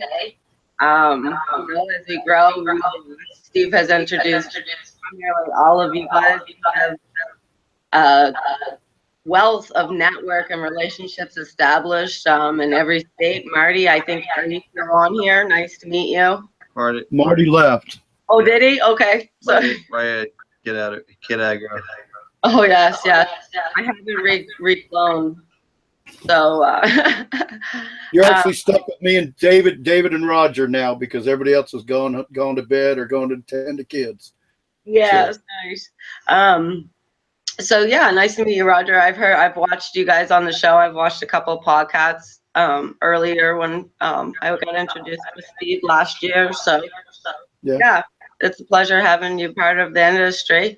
I've been more like Ken and more of the aquaponics into the farming and to the food aspect of it. And we shifted gears with our team in Canada over a year ago. So that's when I met Steve, and Charlie and him somewhat got married. So you're part of the up and growing business then? Yes, I'm one of the founders of Purity. So Charlie has been part of my model since 2012 with alternative farming solutions and just predominantly the food. He spent 2 years in Canada with us in 2013 and 14. We moved his family up there. He actually contracted at Lethbridge College. We contracted some space there to do some major research with his presence. Unfortunately, we had to do a little bit of a restructure, but we regrouped and decided over a year ago, I think it was when Charlie and I was at Puerto Rico at Aquaponics with Pedro Castro. That's our new friend that just came to stay with Charlie, right? Yes, yes. The hurricane took out his farm. Yeah.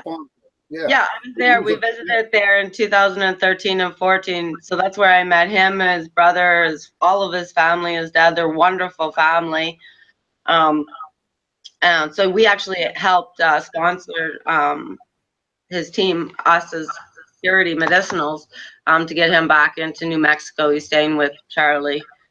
So we anticipate he's going to be helping us with our model as well as most of the industry representatives and players in each state that we all have networks with. So pleasure, Roger, to meet you. That's great. Yeah, I'm still waiting on the slow motion movement of the Bible Belt politics over here. So. Yeah, I know the politics are always going to be there. That's something we just got to get used to. It's a disruptive play, the cannabis, and we're getting the doors somewhat open to us. So we just got to strategically plan just to dominate those right markets where we're allowed to play, Roger. You're right. For now.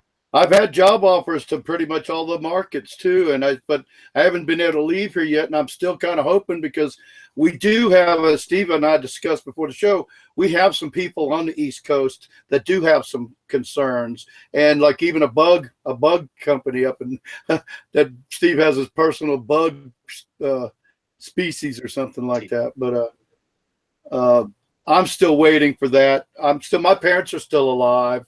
I don't know. Maybe it sounds weak, but I've had a hard time leaving because they've done so well for so long, and I just hate to go from here to the Northwest, and then something happened and be in the Northwest. It's kind of weird, but it's not weird. It's gonna be hard to turn down when y'all get rolling. And if I have a job out there, I might come out there. What's you're a grower, are you as well in your state? You grow right now, don't you? Allegedly. Yeah. Okay. So yeah, there's more parts. That's what I'm saying. There's so many resorts. I got a commercial hydroponic farm. Yes. Yes. I'm a certified grower with the USDA for vegetables. For vegetables, perfect. I grew for Whole Foods Market. Ooh, nice. That's perfect. I like to grow habaneros. I love peppers.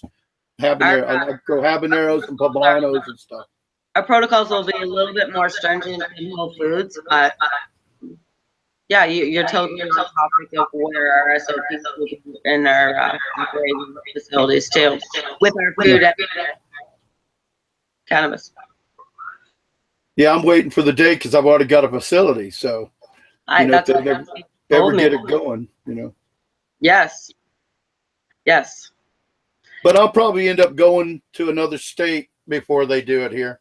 I may end up, because I kind of got my, if things don't go well over the winter and reopening my greenhouse and getting things going the way I want to go for the coming year, I'll be leaving in spring or summer to come out west, probably.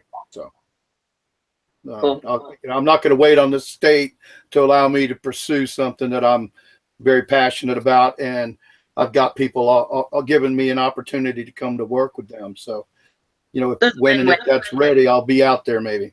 You know, there's a win-win in there. We can all take cross shifts or such, right? There's always a win. Yep. And I can appreciate you wanting to stay there with your parents. I lost my dad at a very young age, so definitely stay by their side as long as you can. They'll be grateful for that, and then they'll have no regrets. Yeah, well, my dad will be 85 next month. Wow, and nice. My mother will be 81 in February. That's wonderful. Yeah, it's you know, so, and they're still happy and going strong, and shoot, you know, they've been married 57, 58 years. Oh wow. No, 61 years. They've been married 61 years. That doesn't happen that won't happen in our generation anymore. No, I mean, my parents' marriage is longer than most people live, you know. Exactly. Yeah. You know, it's crazy. So, you know, and they're lovely people. I was lucky to have good parents, and they gave me too much freedom. That was my problem. they you know, I didn't get away with everything. Now I was brought up to be respectful, and you know, of course, and of course, my father was in the Air Force, you know, but for 20 years. So, you know, the early part of our life, we were Air Force brats. So we kind of we had to toe the line to an extent but we, you know, because we learned responsibility at an early age, which is lost on children today, because they're always told yes, they're never told no, they're never spanked or anything. I don't want to really get into the spanking of children, but the thing is that we were brought up well and weren't beat. We were never beat or abused. But we learned respect at such a young age. When we got into our teen years, our parents let us do stuff. Exactly. We'd say, we'll do this, and I want to go to a party at like 14 or 15, and we'll be in at 2 o'clock because we're at a party. And they'd say, okay, if you've made it in close to 2 o'clock, you were good to go. So, you know, or even staying out all night, you know, to stay with a friend or something. It was never a big deal because we learned that responsibility, and kids don't learn that today. And the same way, as you said, people, it's too easy to just get divorced, you know, because nothing means anything to anybody anymore, you know. It's broken, just throw it away, right? So. Yep, that's right. That's right. Don't fight for any, don't work hard. Don't work hard. That's the thing. Nobody wants to work hard anymore for anything. So that's where our efforts come in with the sustainability with the future generations. So yeah, I love it. I love the whole plan. I mean, there's so many avenues for, and that company's going to employ a ton of people. Because it's not just about growing. There's going to have to be a lot of infrastructure and people out there too. So it's going to be great for the economy, and like you said, the sustainability with the food, and then the purity. You know, that's going to be just an incredible business, I believe. You know, and the science that we have on our team. I mean, the continuous innovation is going to be ongoing, and that's the exciting part. You know, you can speak about employees and such, but we don't really consider people employees. They're part of our team. They're part of all of our mission, and we're all like-minded and one big family. So it's going to be very exciting. That's Oh, cool. Well, good to meet you. Minions. Yeah, more like minions. Puppets. He's calling me a Muppet all day, Roger. I want to do a quick plug, before I forget. Marty, his YouTube channel is AP Meds. His Patreon is also AP Meds. And then John was on earlier. He's a Fish Ganja Guy. He is a Fish Ganja Guy on YouTube as well. And Purity, www.puritymedicinals.com. We are seeking seed investors immediately. Well, there you go. Or Good. soon. I'm Old Fart Grows on YouTube. Yep. So how about you, Roger? How do people find you? Well, currently, that's one of the things I can say. I'm back up working on my network again. And I've been getting some motivation on that too. And stocking some stuff in the store. I'm getting ready to do a big push because right now is a real slow time, really. I mean, everybody's growing around the world, but overall, like on our farm, I'm at ilovegrowingmarijuana.com. I administrate that forum and help to mentor all the staff and the new members and all. And like I said, we have a real matured membership that have come in, and it's just amazing to get to work with 55-year-old new growers. I mean, it's just amazing to work with somebody my age that's never grown before because they were professional or something like that. So we do that, and that's David. That's what David and I met, and then David came on as one of our mentors, and then was later moved to being a moderator position, and he helps me out all the time. Well, he's like a right-hand man. Although I've got about 4 right-hand men in that place, and that's what I'm doing. Just trying to keep up with that. We got 882,000 page views per month right now. We're at the slow time. We were down from 950,000 page views, but that's what I was getting at.